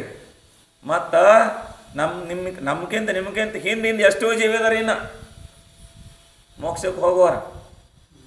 ಹಾಗಾಗಿ ನೀವು ಶ್ರದ್ಧಾ ಮಜಬೂತ್ ಇರಬೇಕು. ಶ್ರದ್ಧಾ ಮಜಬೂತ್ ಇತ್ತಂದರೆ ಏನಾಗ್ತದೆ, ಸಂಸಾರ ಪಾರ ಆಗ್ತದೆ. ಜಿನೇಂದ್ರ ಭಗವಂತರ ಅಭಿಷೇಕ ಮಾಡುವಂಥವರ ಎಲ್ಲ ಅಮಂಗಲಗಳು ದೂರವಾಗ್ತವೆ. ಭಲೇ ಅಸಭ ಕರ್ಮ ಪೂರ್ವಜದ ಕರ್ಮ ಉದಯಕ್ಕೆ ಬಂದ್ರೆ ಆ ಕರ್ಮ ಏನಾಗ್ತದ, ಭಾಳ ದೊಡ್ಡ ಘಟನೆ ಆಗೋದ ಚಿಕ್ಕದ್ರಾಗ ಹೋಗ್ತೈತಿ. ಮತ್ತು ಹೇಗೆ ಪಾರಾಗಿ ಬಿಡ್ತೈತಂದ್ರೆ, ಎಷ್ಟು ದೊಡ್ಡ ಘಟನೆಗಳ ಹೋಗಿ ಎತ್ತು ಈ ಕಡೆಯಿಂದ ಆ ಕಡೆ ಇಡೋ ಹಾಗ ಅವರೆಲ್ಲ ಅಶುಭ ಕರ್ಮಗಳ ಪಾರಾಗಿ ಬಿಡ್ತಾವೆ. ಧರ್ಮಾತ್ಮ ಪುಣ್ಯಕರ್ಮದೇ ಇದೆ. ಅದಕ್ಕಾಗಿ ಜಿನೇಂದ್ರ ಭಗವಂತರ ಅಭಿಷೇಕ ಪೂಜೆ ಮಾಡಬೇಕು. ಶ್ರಾವಕರಿಗೆ ಸರ್ವಶ್ರೇಷ್ಠವಾದಂಥದ್ದಿದೆ ಜಿನೇಂದ್ರ ಭಗವಂತರ ಪೂಜೆ ಮತ್ತು ಸತ್ಪಾತ್ರಕ್ಕೆ ದಾನವನ್ನು ಮಾಡುವಂಥದ್ದು. आचार्य भगवंत कहते वक्त बनने के बाद किसी बात का भय नहीं रहता है. देवता स्वयं आकर आपकी व्यवस्था करेंगे. ಭಕ್ತನಾದ ಮೇಲೆ ನಿಜವಾದ ಭಕ್ತನಿಗೆ ಭಯನೇ ಇರಂಗಿಲ್ಲ. ನಾ ಇಹಲೋಕ ಭಯ, ನಾ ಪರಲೋಕ ಭಯ, ಯಾವ ಭಯನೂ ಇರಂಗಿಲ್ಲ. ಆ ಭಕ್ತನನ್ನು ಆತನಿಗೆ ನಿರ್ಭಯವಾಗಿರ್ತಾನೆ. ದೇವತೆಗಳ ಸ್ವತಃ ಬಂದು ಅವನಿಗೆ ವ್ಯವಸ್ಥೆ ಮಾಡ್ತಾರಲ್ಲ, ಸ್ವತಃ ಸೇವೆ ಮಾಡ್ತಾರೆ. ಅವ್ರು ತರಿಸ್ತಾ ಇರ್ತಾರೆ. ಯಾರು ಭಗವಂತನ ನಿಜವಾದಂಥ ಭಕ್ತರಿದ್ದಾರೆ, ಸಮ್ಯ ದೃಷ್ಟಿ ಇದ್ದಾರೆ ಅಂಥವರನ್ನು ದೇವತೆಗಳಲ್ಲಿ ಮುಖ್ಯವಾದಂಥ ಇಂದ್ರ ಕಳಿಸ್ತಾ ಇರ್ತಾನೆ. ಹೋಗ್ರಿ, ಇಂಥ ಊರಾಗ ಇಂಥ ಶ್ರಾವಕರಿದ್ದಾರೆ, ಅವರಿಗೆ ಕಷ್ಟ ಬಂದೈತಿ, ರಕ್ಷಣೆ ಮಾಡ್ರಿ. ಸೀತಾ ಯಾರು ಕರೆದಿಲ್ಲ. ಆಕೆಗೆ ಅಗ್ನಿ ಪರೀಕ್ಷೆಯನ್ನು ಮಾಡಲಿಕ್ಕಾಗಿ ಅಗ್ನಿಕುಂಡ ನಿರ್ಮಾಣವಾಗ್ತದೆ. ಭಯಂಕರವಾದ ದೊಡ್ಡ ಕುಂಡಗಳ ನಿರ್ಮಾಣ ಮಾಡ್ತಾರೆ. ಆ ದೊಡ್ಡ ಕುಂಡದಲ್ಲಿ ಆಕೆ ಪ್ರವೇಶ ಮಾಡಲಿಕ್ಕೆ ಸಿದ್ಧಳಾಗಿ ನಿಂತಿರ್ತಾಳೆ. ಪಂಚ ಪರಮೇಶ್ವರಿಗಳನ್ನು ಸಿದ್ಧ ಭಕ್ತಿಯನ್ನು ಮಾಡ್ತಾಳೆ. ಪ್ರಪ್ರಥಮವಾಗಿ ಅನಂತ ಅಂತ ಸಿದ್ಧರನ್ನ ಭಕ್ತಿಯನ್ನು ಮಾಡಿ ಸ್ತುತಿಯನ್ನು ಮಾಡ್ತಾಳೆ. ಪಂಚ ಪರಮೇಶ್ವರಿಗಳನ್ನು ಆಕೆ ಭಕ್ತಿಯನ್ನು ಮಾಡಿ ಆಕೆ ಅಗ್ನಿಕುಂಡದಲ್ಲಿ ಪ್ರವೇಶ ಮಾಡುವಾಗ ಪಂಚ ಪರಮೇಶ್ವರಿಗಳು ಅಲ್ಲಲ್ಲಿ ನಾನು ಏನು ಮಾಡ್ತಾ ಇದ್ದೀನಿ, ನಮಸ್ಕಾರವನ್ನು ಮಾಡ್ತಾ ಇದ್ದೀನಿ. ಒಂದು ವೇಳೆ ನಾನು ಪರಪುರುಷರೊಂದಿಗೆ ನಾನು ಮನಸ್ಸಿನಿಂದ, ವಚನದಿಂದ, ಕಾಯದಿಂದ ದಿನದಲ್ಲಂತೂ ನಾನೆಂದೂ ಸಹ ಎಲ್ಲೋ ಸಹ ಪರಪುರುಷನನ್ನು ಇಚ್ಛೆಯನ್ನು ಪಟ್ಟಿಲ್ಲ.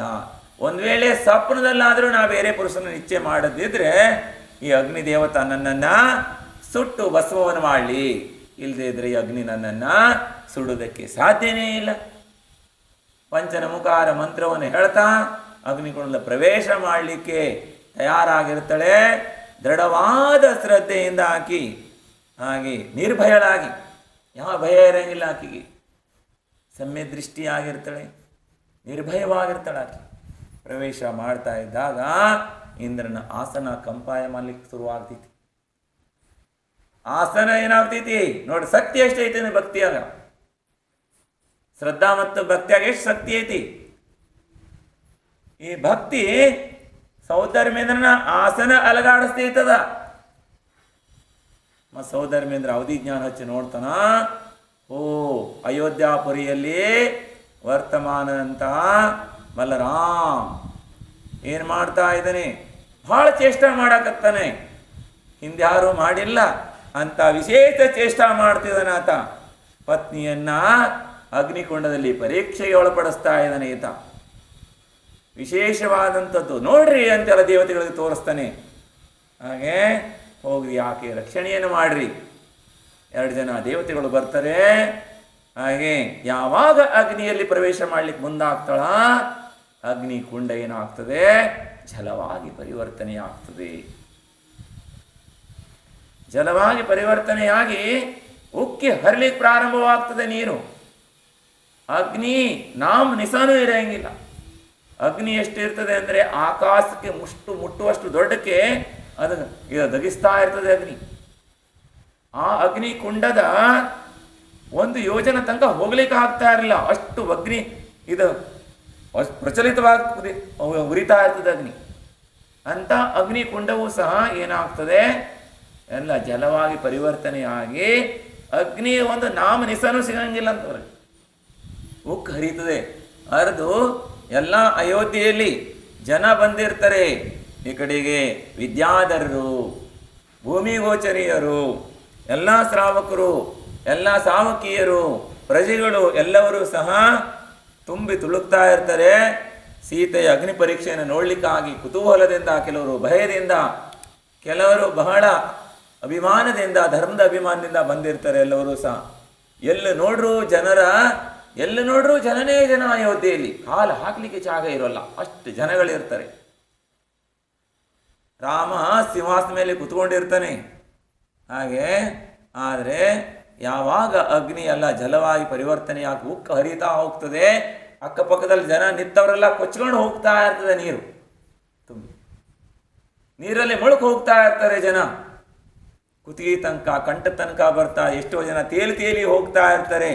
ಯಾವ ರೀತಿ ಪ್ರವಾಹ ಬಂದಾಗ, ನದಿ ಉಕ್ಕಿ ಹರಿದಾಗ ಹೇಗೆ ಜನ ಯಾವ ರೀತಿ ಕಂಗಾಲಾಗಿ ಹೋಗ್ತಾರೆ, ಕೃಷ್ಣಾ ನದಿ ತುಂಬಿ ಊರೊಳಗೆ ಬಂತಂದ್ರ ಹೆಂಗಾಗ್ತೈತಿ, ಊರಿನ ಜನ ಎಲ್ಲ ಅಚಾನಕ್ ಬಂದೇ ಬಿಡ್ತಾ ಒಂದೇ ಸಲ ಮುಳುಕ್ ಹೋಗ್ತಾ ಇರ್ತಾರೆ. ಎಲ್ಲ ನೋಡ್ರು ಸಹ ಏನು ನೋಡ್ರಿ, ಜೋರಾಗಿ ಅಳಾರ್ ನೋಡ್ತಿರೋ, ಗಲಾಟೆ ಮಾಡಾರ್ ನೋಡ್ತಿರೋ, ಏನು ನೋಡ್ತೀರಲ್ಲ, ಅದನ್ನ ಇದನ್ನ ಬರಗಾರೋ, ಯಾರು ಬರಗಿದ್ರು ಬರಂಗಿಲ್ಲ, ಎಲ್ಲ ತೇಲ್ಕೊಂಡು ಹೋಗ್ತಾ ಇರ್ತಾರೆ. ಹಾಗೇನೇ ಅಯೋಧ್ಯೆಯಲ್ಲಿ ತೇಲ್ಕೊಂಡು ಹೋಗ್ತಾ ಇರ್ತಾರೆ ಎಲ್ಲರೂ ಸಹ, ತೇಲಿ ಹೋಗ್ತಾ ಇರ್ತಾರೆ ಎಲ್ಲರೂ ಸಹ. ಆದರೂ ಅಗ್ನಿಕುಂಡ ಶಾಂತವಾಗೋಲ್ಲ. ಸೀದಾ ಅಷ್ಟೊತ್ತಿಗೆ ಎಲ್ಲರೂ ಬಂದು ವಿನಂತಿಯನ್ನು ಮಾಡ್ತಾರೆ ರಾಮನಿಗೆ, ಹೋಗಿ ಕ್ಷಮೆಯನ್ನು ಕೇಳು. ಕ್ಷಮಾ ಕೇಳೋ ತನಕ ಉಕ್ಕು ಹರಿತಾ ಇರ್ತದೆ. ಬಂದು ಸೀದಾ ರಾಮ ಏನು ಮಾಡ್ತಾನೆ, ರಾಮನ ಕಾಲು ಬುಡದಲ್ಲಿ ಬರ್ತದೆ ಅಗ್ನಿ. ಕಾಲಿನ ಹತ್ರ ಬಂದ ತಕ್ಷಣ ಜಲ ಉಕ್ಕು ಬರ್ತಾ ಇರ್ತದೆ. ಆಗ ರಾಮ ಎದ್ದು ನಿಂತು ಏನು ಮಾಡ್ತಾನೆ, ಕ್ಷಮಾ ಕೇಳ್ಕೊತಾನೆ ಸೀತೆಯಲ್ಲಿ ಹೋಗಿ. ಹಾಗೆ ನೀನಂತೂ ಪವಿತ್ರ ಇದೆ, ನನಗೆ ಗೊತ್ತಿತ್ತು ಮೊದಲು ಸಹ, ಆದರೆ ಲೋಕಾಪವಾದದ ಭಯದಿಂದ ನಾನು ನಿನ್ನ ಅಗ್ನಿ ಪರೀಕ್ಷೆಯನ್ನು ಮಾಡಲಿಕ್ಕೆ ಒಳಪಡಿಸಿದೆ. ಹಾಗಾಗಿ ಕ್ಷಮೆಯನ್ನು ಮಾಡು ನನಗೆ, ಮತ್ತು ನನ್ನ ಅಪರಾಧವನ್ನು ಕ್ಷಮಾ ಮಾಡು ಅಂತೇಳಿ ಆಕೆಯಲ್ಲಿ ಯಾಚನೆಯನ್ನು ಮಾಡ್ತಾನೆ. ಮತ್ತು ಅರಮನೆಗೆ ನಡೆ, ಮೊದಲಿನ ಹಾಗೆ ನೀನು ಸಂಸಾರ ಭೋಗದಲ್ಲಿ ಉತ್ತಮ ರಾಣಿಯಾಗಿ ನಿನಗೆ ಮನ ಬಂದ ಹಾಗೆ ಧರ್ಮ ಕಾರ್ಯಗಳನ್ನು ಮಾಡ್ತಾ ಸಂಸಾರದಲ್ಲಿ ಕಾಲವನ್ನು ಕಳೆಯೋಣ ಬಾ ಅಂತ ಕರೀತಾನೆ. ಆದರೆ ಆಕೆ ಬರಂಗಿಲ್ಲ. ಸಂಕಲ್ಪವನ್ನು ಮಾಡಿದ್ಲ ಆಕೆ, ಒಂದು ವೇಳೆ ಅಗ್ನಿ ಪರೀಕ್ಷೆಯಲ್ಲಿ ನಾನು ಬದುಕುಳಿದ್ರೆ ನಾನು ಸೀದಾ ಆರಿಕಾ ದೀಕ್ಷೆಯನ್ನು ಧಾರಣೆ ಮಾಡ್ತೀನಿ ಅಂತೇಳಿ ಆಕೆ ಮೊದಲೇ ಸಂಕಲ್ಪವನ್ನು ಮಾಡಿದ್ದು. ಯಾವಾಗ ಅಗ್ನಿಕುಂಡದಲ್ಲಿ ಆಕೆಗೆ ಸಿಂಹಾಸನ ಮೇಲೆ ಸ್ಥಾಪನೆ ಮಾಡಿ ಮತ್ತು ಮೇಲಿಂದ ದೇವತೆಗಳೇನು ಮಾಡ್ತಾರೆ, ಪುಷ್ಪವೃಷ್ಟಿಯನ್ನು ಮಾಡ್ತಾರೆ, ಜಯ ಜಯಕಾರವನ್ನು ಮಾಡ್ತಾರೆ, ಸೀತೆಯ ಶೀಲದ ವರ್ಣನೆ ಮಾಡ್ತಾರೆ, ಪ್ರಶಸ್ತಿಯನ್ನು ಮಾಡ್ತಾರೆ. ಮತ್ತು ಆಕೆ ಏನು ಮಾಡ್ತಾಳ, ಬರಂಗಿಲ್ಲ, ಸೀದಾ ಹೋಗಿ ದೀಕ್ಷಾ ತಗೊಂಡು ಆರಿಕ ಆಗಿ ಘನಘೋರ ತಪಸ್ಸೆ ಮಾಡಿ ಸ್ವರ್ಗದಲ್ಲಿ ಹೋಗಿ ಸ್ತ್ರೀ ಪರ್ಯಾಯವನ್ನು ಛೇದ ಮಾಡಿ ಪುರುಷ ಪರ್ಯಾಯವನ್ನು ಪ್ರಾಪ್ತ ಮಾಡಿಕೊಳ್ತಾಳೆ. ಹಾಗೆ ಧರ್ಮದಲ್ಲಿ ಬಹಳ ಶಕ್ತಿ ಇದೆ. ಆದರೆ ಧರ್ಮದ ಫಲ ಪ್ರಾಪ್ತವಾಗಬೇಕಂದ್ರೆ ಶ್ರದ್ಧಾ ಇರಬೇಕು. ಏನಿರಬೇಕು? ಶ್ರದ್ಧಾ ಇದ್ದಾಗ ಮಾತ್ರ ಆಗ್ತದೆ. ಶ್ರದ್ಧೆ ಇಲ್ಲದೆ ಇದ್ದರೆ ಸಾಧ್ಯವಿಲ್ಲ. भगवान भक्त के विषय में होते हैं. ಏನು ಹೇಳ್ರಿ? भगवान भक्त के विषय में होते हैं, ये बात ठीक है. हाँ, पर मुनिराज किसी के वश में नहीं होते हैं. ಮುನಿರಾಜರು ಯಾರ ವಶದಲ್ಲೂ ಸಹ ಇರಂಗಿಲ್ಲ, ಯಾರ ಬಂಧದಲ್ಲೂ ಇರಂಗಿಲ್ಲ. यहाँ भगवान की आज्ञा है मुनिराजों को. ಭಗವಂತರ ಆಜ್ಞೆ ಇದೆ. ಭಗವಂತರು ಏನಾಗಿರ್ತಾರೆ? ಭಗವಾನ್ ಭಕ್ತಿಗೆ ವಶಮೇ ಹೋತೆ ಹೇ. ನೀವು ಭಗವಂತರೆಲ್ಲ ಸ್ಥಾಪನೆ ಮಾಡಿ ಇಟ್ಕೊಂಡಿರಿ, ಹೌದಲ್ಲ? ಭಕ್ತಿ ಮಾಡೋಕೆ, ಪೂಜೆ ಮಾಡೋಕೆ, ದರ್ಶನ ಮಾಡೋಕೆ 24 ಗಂಟೆನೂ ನೀವು ಮಾಡ್ತಾ ಇರ್ಬೋದು. ಭಗವಂತರನ್ನ ಹೋಗಿ ಅನ್ನಂಗೂ ಇಲ್ಲ, ಎದ್ದು ಹೋಗಂಗೂ ಇಲ್ಲ, ಹೌದಲ್ಲ? ಭಗವಂತರು ಎಲ್ಲರೂ ಹೋಗ್ತಾರನ್ರಿ, ಎದ್ದು ಅಲ್ಲೇ ಇರ್ತಾರೆ. ಆದ್ರೆ ये बात ठीक है, पर मुनिराज किसी के वश में नहीं होते. ಮುನಿರಾಜರು ಯಾರ ವಶದಗೂ ಇರಂಗಿಲ್ಲ, ಸ್ವತಂತ್ರವಾಗಿರ್ತಾರೆ. ಅವರು ಏನಾಗಿರ್ತಾರೆ ಹೇಳ್ರಿ? ಇದು ಇರಬೇಕು ಅಂತ ಯಾರು ಹೇಳ್ಯಾರ? ಇದನ್ನ ಯಾರ ವಶದಲ್ಲಿ ಇರಬಾರ್ದು, ಸ್ವತಂತ್ರವಾಗಿರಬೇಕು ಅಂತ ಯಾರು ಹೇಳ್ಯಾರ? ಯಹಾ ಭಗವಾನ್ ಕಿ ಆಜ್ಞಾ ಹೇ ಮುನಿರಾಜೋं को. ಭಗವಂತರ ಆಜ್ಞಾ ಇದೆ. ಯಾರ ಆಜ್ಞೆ ಇದೆ? ಇದು ಭಗವಂತರ ಆಜ್ಞೆ ಐತಿ. ಮತ್ತು ಮುನಿರಾಜರು ನೋಡ್ರಿ, ಯಾರು ಹೇಳ್ದಂಗೆ ನಡೆಯಂಗಿಲ್ಲ, ಭಗವಂತರು ಹೇಳ್ದಂಗೆ ನಡೀತಾರೆ. ಆಗಮದಂಗೆ ಹಿಂಗೆ ಹೇಳಿದಾರೋ ಹಂಗೆ ನಡೀತಾರೆ. ಜನರು ಹೇಳ್ದಂಗೆ ನಡೆಯಂಗಿಲ್ಲ, ಜನರು ಹೇಳಿದ ಹಾಗೆ ನಡೀತಾರೆ. ಜನರು ತೋರಿದಂಥ ಮಾರ್ಗದಲ್ಲಿ ಹೋಗ್ತಾರೆ ಮುನಿ ಮಹಾರಾಜರು. ಇದು ಭಗವಂತರ ಆಜ್ಞಾ ಇದೆ, ಆದೇಶ ಐತಿ. यदि हम सच्चे देव शास्त्र गुरुओं से संबंध नहीं रखते तो हमारी पार्टी फेल हो जाएंगी. आचार्य श्री ಏನು ಹೇಳ್ತಾರೆ ಹೇಳ್ರಿ? यदि हम सच्चे देव शास्त्र गुरु से संबंध नहीं रखते तो, ನಿಜವಾದಂಥ ದೇವ ಶಾಸ್ತ್ರ ಗುರುಗಳೊಂದಿಗೆ ಸಂಬಂಧವನ್ನು ಇಟ್ಕೊಳ್ಳದಿದ್ರೆ ಏನಾಗ್ತದೆ ಹೇಳ್ರಿ? ಹಮಾರಿ ಪಾರ್ಟಿ ಫೇಲ್ ಹೋ ಜಾಯೇಗಿ. ಏನಾಗ್ತದೆ ಹೇಳ್ರಿ? ಪಾರ್ಟಿ ಏನಾಗ್ತೈತಿ? ಫೇಲ್ ಆಗ್ತದ. ಮತ್ತು ಹೈಕಮಾಂಡರ್ ಗಟ್ಟಿದಾರ ಅಂದ್ರೆ ಪಾರ್ಟಿ ಮೆಂಬರ್ ಹೆಂಗಿದ್ರು ಪಾಸಾಗಿ ಬಿಡ್ತಾರೆ. ಅವನ ಮೇಲೆ ಅವ್ರು ನೋಡಿ ಓಟ್ ಹಾಕ್ತಾರೆ ಜನ. ಏನು ಮಾಡ್ತಾರೆ ಹೇಳ್ರಿ? ಮೇನ್ ಹೈಕಮಾಂಡರ್ ನೋಡಿ, ಪಾರ್ಟಿ ಮುಖ್ಯ ಯಾಗಿದಾರೆ ನೋಡ್ರಿ, ಅವ್ರನ್ನ ನೋಡಿ ಓಟ್ ಹಾಕ್ತಾರೆ. ಹಂಗೆ ಮತ್ತು ಅವ್ರ ಜೋಡಿ ಇವರು ಪಾಸಾಗಿ ಬಿಡ್ತಾರೆ, ಫೇಲ್ ಆಗಂಗಿಲ್ಲ. ಹಾಗೆಯೇ ಜಿನೇಂದ್ರ ಭಗವಂತರ ಪಕ್ಷವನ್ನು ತೆಗೆದುಕೊಳ್ಳುವಂಥವರು ಜಿನೇಂದ್ರ ಭಗವಂತರ ಪಾರ್ಟಿಯಲ್ಲಿ ಯಾರು ಭರ್ತಿ ಆಗ್ತಾರೆ ಮತ್ತು ಪಾರ್ಟಿಯಲ್ಲಿ ಇದ್ದುಕೊಂಡು ಆ ಪಾರ್ಟಿಯ ಅನುಶಾಸನಗಳನ್ನು ಪಾಲನೆಯನ್ನು ಮಾಡುವಂಥವರು. ಅನುಶಾಸನಗಳಿದ್ದಾವೆ, ಪಾರ್ಟಿ ಅನುಶಾಸನಗಳು. ಅದನ್ನು ಕಡ್ಡಾಯವಾಗಿ ಆ ಪಾರ್ಟಿಯಲ್ಲಿರೋರು ಪಾಲನೆ ಮಾಡಲೇಬೇಕು. ಮಾಡುವಂಥವರು ಏನಾಗ್ತಾರೆ? ಅವರು ಏನಾಗ್ತಾರೆ? ಪಾಸಾಗಿ ಬಿಡ್ತಾರೆ. ಅಂದರೆ ಅವರು ಜಯಶೀಲರಾಗ್ತಾರೆ. यदि हम सच्चे देव शास्त्र गुरुओं से संबंध नहीं रखते तो हमारी पार्टी ಏನಾಗ್ತೈತಿ? ಫೇಲ್ ಆಗಿ ಹೋಗ್ತದೆ. ನೀವೆಲ್ಲ ಸಂಬಂಧ ಇಟ್ಕೊಂಡಿದ್ರಿ, ನೀವೆಲ್ಲ ಪಾಸ್ ಆಗ್ತೀರಿ. ಏನಾದ್ರು ಹೇಳ್ರಿ? ಯಾರ್ಯಾರು ಸಂಬಂಧ ಇಟ್ಕೊಂಡಿಲ್ಲ ಭವ್ಯಾತ್ಮರೇ, ಏನು ಮಾಡಿರಿ? ಸಂಬಂಧ ಇಟ್ಕೊಳ್ರಿ. ನಿಜವಾದಂಥ ಸತ್ಯ ಅಂದರೆ ಸತ್ಯವಾದಂಥ ನಿಜವಾದಂಥ ದೇವ ಶಾಸ್ತ್ರ ಗುರುಗಳೊಂದಿಗೆ ನಿಮ್ಮ ಸಂಬಂಧಗಳನ್ನು ಇಟ್ಕೊಳ್ರಿ ಮತ್ತು ನೀವು ಸಂಸಾರದಿಂದ ಪಾರಾಗಿ ಬಿಡ್ತೀರಿ. ಯಾರು ಇಟ್ಕೊಂಡು ಎಲ್ಲಿ ತನಕ ಸಂಬಂಧ ಬೆಳೆಸಂಗಿಲ್ಲ ಅಲ್ಲಿ ತನಕ ಸಂಸಾರ ಪಾರಾಗಕ್ಕೆ ಆಗಂಗಿಲ್ಲ.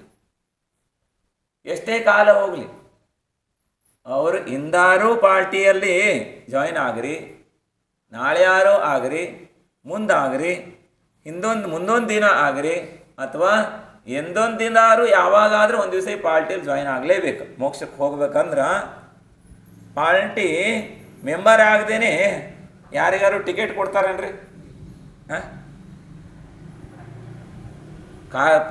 ಪಾರ್ಟಿಯ ಏನು ಹೇಳ್ತಾರೆ ನೋಡ್ರಿ, ಪಾರ್ಟಿ ಕೆಳಗಿನೆಲ್ಲ ಕೆಲಸ ಮಾಡೋರಿಗೆ ಏನಂತಾರೆ ರೀ? ಹಾಂ, ಕಾರ್ಯಕರ್ತರು. ಕಾರ್ಯಕರ್ತರು. ಹಾಂ, ಕಾರ್ಯಕರ್ತರಾದವರು ಮುಂದೆ ಹೋಗಿ ಅವರು ಏನಾಗ್ತಾರ? ಪಾರ್ಟಿಯ ಮುಖ್ಯರಾಗ್ತಾರೆ ಮುಂದೆ ಹೋಗಿ ಒಂದು ದಿವಸ. ಹಾಗೆ ನೀವು ಸಹ ಏನು ಪಾರ್ಟಿಯಲ್ಲಿ ಸೇರಿಕೊಳ್ಳ್ರಿ. ಜೀವನದಲ್ಲಿ ಯಾವ್ದಾದ್ರು ಒಂದು ಪಾರ್ಟಿಯನ್ನು ಹಿಡ್ಕೋಬೇಕು. ಸಮಯ ಆಗೈತಿ ಈಗಾಗಲೇ. ಹಾಗೆ ನೋಡ್ರಿ, ಹಾಂ, ಸಂಸಾರ ಬಹಳ ಏನಾಗಿದೆ ಹೇಳ್ರಿ, ದುರ್ಲಭವಾದಂಥದ್ದಿದೆ. ಸಮಯ ಬಹಳ ಕಮ್ಮಿ ಐತಿ. ಸಮಯಕ್ಕೆ ಸರಿಯಾಗಿ ಜಾಗೃತರಾದರೆ ಏನಾಗ್ತದೆ? ಜೀವನ ಸಾರ್ಥಕತೆ ಆಗ್ತದೆ ಬಂಧುಗಳೇ. ಆದರೆ ಈ ಸಮಯದಲ್ಲಿ ಆ ಕಡೆ ವ್ಯರ್ಥದಲ್ಲ ಮಾತಾಡೋಕ್ಕೆ, ವ್ಯರ್ಥದ ಚಿಂತನೆ ಮಾಡೋಕ್ಕೆ, ವ್ಯರ್ಥವಾದಂಥ ಬೇರೆಯವ್ರ ವಿಚಾರ ಮಾಡೋಕ್ಕೆ ಸಮಯ ಇಲ್ಲ ನೋಡ್ರಿ. ಬೇರೆಯವ್ರು ಏನು ಮಾಡಕತ್ತಾರ, ಅವ್ರು ಏನು ಮಾಡ್ತಾರ, ಇದು ಮಾಡ್ತಾರ ಅಂಥೇಳಿ ಮಾಡೋಕ್ಕೆ ಸಮಯ ಇಲ್ಲ. ನಮ್ಮ ಅಮೂಲ್ಯವಾದಂಥ ಸಮಯ, ನಮ್ಮ ಆತ್ಮಕಲ್ಯಾಣ ಯಾವುದರಿಂದ ಆಗ್ತದೆ, ಹೇಗಾಗ್ತದೆ, ಯಾವ ಮಾರ್ಗದಿಂದ ಆಗ್ತದೆ, ಅದರಲ್ಲಿ ತಿಳ್ಕೊಳ್ಳೋದಕ್ಕೆ, ಆ ಮಾರ್ಗದಲ್ಲಿ ಹೋಗೋದಕ್ಕೆ ಸಮಯದ ಸದುಪಯೋಗವನ್ನು ಮಾಡಬೇಕು ಬಂಧುಗಳೇ. ಆವಾಗ ಮಾತ್ರ ಜೀವನ ಸಾರ್ಥಕತೆ ಆಗ್ತದೆ. ಬಹು ಅಮೂಲ್ಯವಾದಂಥದ್ದು ಸಮಯ ಇದೆ. ಸಮಯ ಕಳೆದವೇನು ಮತ್ತು ಪುನಃ ಸಮಯ ಸಿಗುವುದು ಬಹಳ ದುರ್ಲಭವಾದಂಥದ್ದಿದೆ. ತಮಗೆಲ್ಲರಿಗೂ ಸದ್ಬುದ್ಧಿ ಪ್ರಾಪ್ತವಾಗೈತಿ. ಮತ್ತು ಯಾರ್ಯಾರಿಗೆ ಪ್ರಾಪ್ತವಾಗಲಿಲ್ಲ ಅವರಿಗೂ ಎಲ್ಲ ಪ್ರಾಪ್ತವಾಗಲಿ, ಎಲ್ಲರ ಕಲ್ಯಾಣವಾಗಲಿ, ಸನ್ಮಾರ್ಗ ಪ್ರಾಪ್ತವಾಗಲಿ, ದೇವಶಾಸ್ತ್ರ ಗುರುಗಳ ಕಡೆಗೆ ಸಂಬಂಧ ಪ್ರಾಪ್ತವಾಗಲಿ. ವಿಪರೀತವಾದಂಥ ಬುದ್ಧಿ, ವಿಪರೀತವಾದಂಥ ಮಾರ್ಗ, ಒಂದು ಮಾರ್ಗದಿಂದ ಅವರಿಗೆ ಉನ್ಮದ ಏನಾಗಲಿ, ನಷ್ಟವಾಗಿ ಸದ್ಬುದ್ಧಿ ಪ್ರಾಪ್ತವಾಗಲಿ ಅನ್ನುವಂಥ ಭಾವನಾ ಮಾಡೋಕ್ಕೆ ಶಕ್ತಿ ಇತ್ತು ನಾವು ಅಷ್ಟೇ. ಏನು ಹೇಳ್ರಿ? ಹಾಗೆ ಅಪಾಯ ವಿಷಯ ಧರ್ಮಜ್ಞಾನ, ವಿಪಾಕ ವಿಷಯ ಧರ್ಮಜ್ಞಾನ ಅಂದರೆ ಅವ್ರ ಅಪಾಯದಿಂದ ಪಾರ ಆಗಲಿ, ಎಲ್ಲ ಜೀವಗಳ ಕಲ್ಯಾಣ ಆಗಲಿ ಅಂತ ಭಾವನಾ ಮಾಡೋಕ್ಕಾಗ್ತೈತಿ. ಆದರೆ ಯಾರು ಕಲ್ಯಾಣ ಮಾಡೋಕ್ಕೆ ಯಾರಿಂದನೂ ಆಗಂಗಿಲ್ಲ. ಸ್ವತಃ ಆವಾವ ಜೀವ ಪುರುಷಾರ್ಥ ಮಾಡಿದಾಗ ಮಾತ್ರ ಆ ಜೀವಿ ಕಲ್ಯಾಣ ಆಗ್ತೈತಿ. ಯಾರಿಂದನೂ ಯಾವ ಜೀವಿ ಕಲ್ಯಾಣ. ಆದರೆ ಯಾರು ಕಲ್ಯಾಣ ಆಗಲಿ ಅಂತ ಭಾವನಾ ಮಾಡ್ತಾರೆ, ಎಲ್ಲ ಜೀವಿಗಳ ಬಗ್ಗೆ ಸಮತಾಭಾವ, ಎಲ್ಲರ ಕಲ್ಯಾಣ ಆಗಲಿ, ಎಲ್ಲರ ದುಃಖ ದೂರವಾಗಲಿ ಭಾವನಾ ಮಾಡ್ತಾರ. ಭಾವನಾ ಮಾಡೋರ್ದಂತೂ ಕಲ್ಯಾಣ ಆಗೇ ಆಗ್ತೈತಿ. ಏನಾಗ್ತೈತಿ? ಯಾರ್ದು ಕಲ್ಯಾಣ ಆಗಲಿ ಆಗದೇ ಇರಲಿ, ಭಾವನೆ ಮಾಡುವಂಥರ ಕಲ್ಯಾಣ ಅಂತೂ ನಿಶ್ಚಿತವಾಗಿ ಆಗ್ತದೆ. ಹಾಗೆ ಎಲ್ಲರ ಕಲ್ಯಾಣವಾಗಲಿ, ಎಲ್ಲರಿಗೆ ಧರ್ಮ ಬುದ್ಧಿ ಪ್ರಾಪ್ತವಾಗಲಿ. ಅಹಿಂಸಾ ಪರಮೋ ಧರ್ಮಕಿ. ಪ್ರಭು ದೇ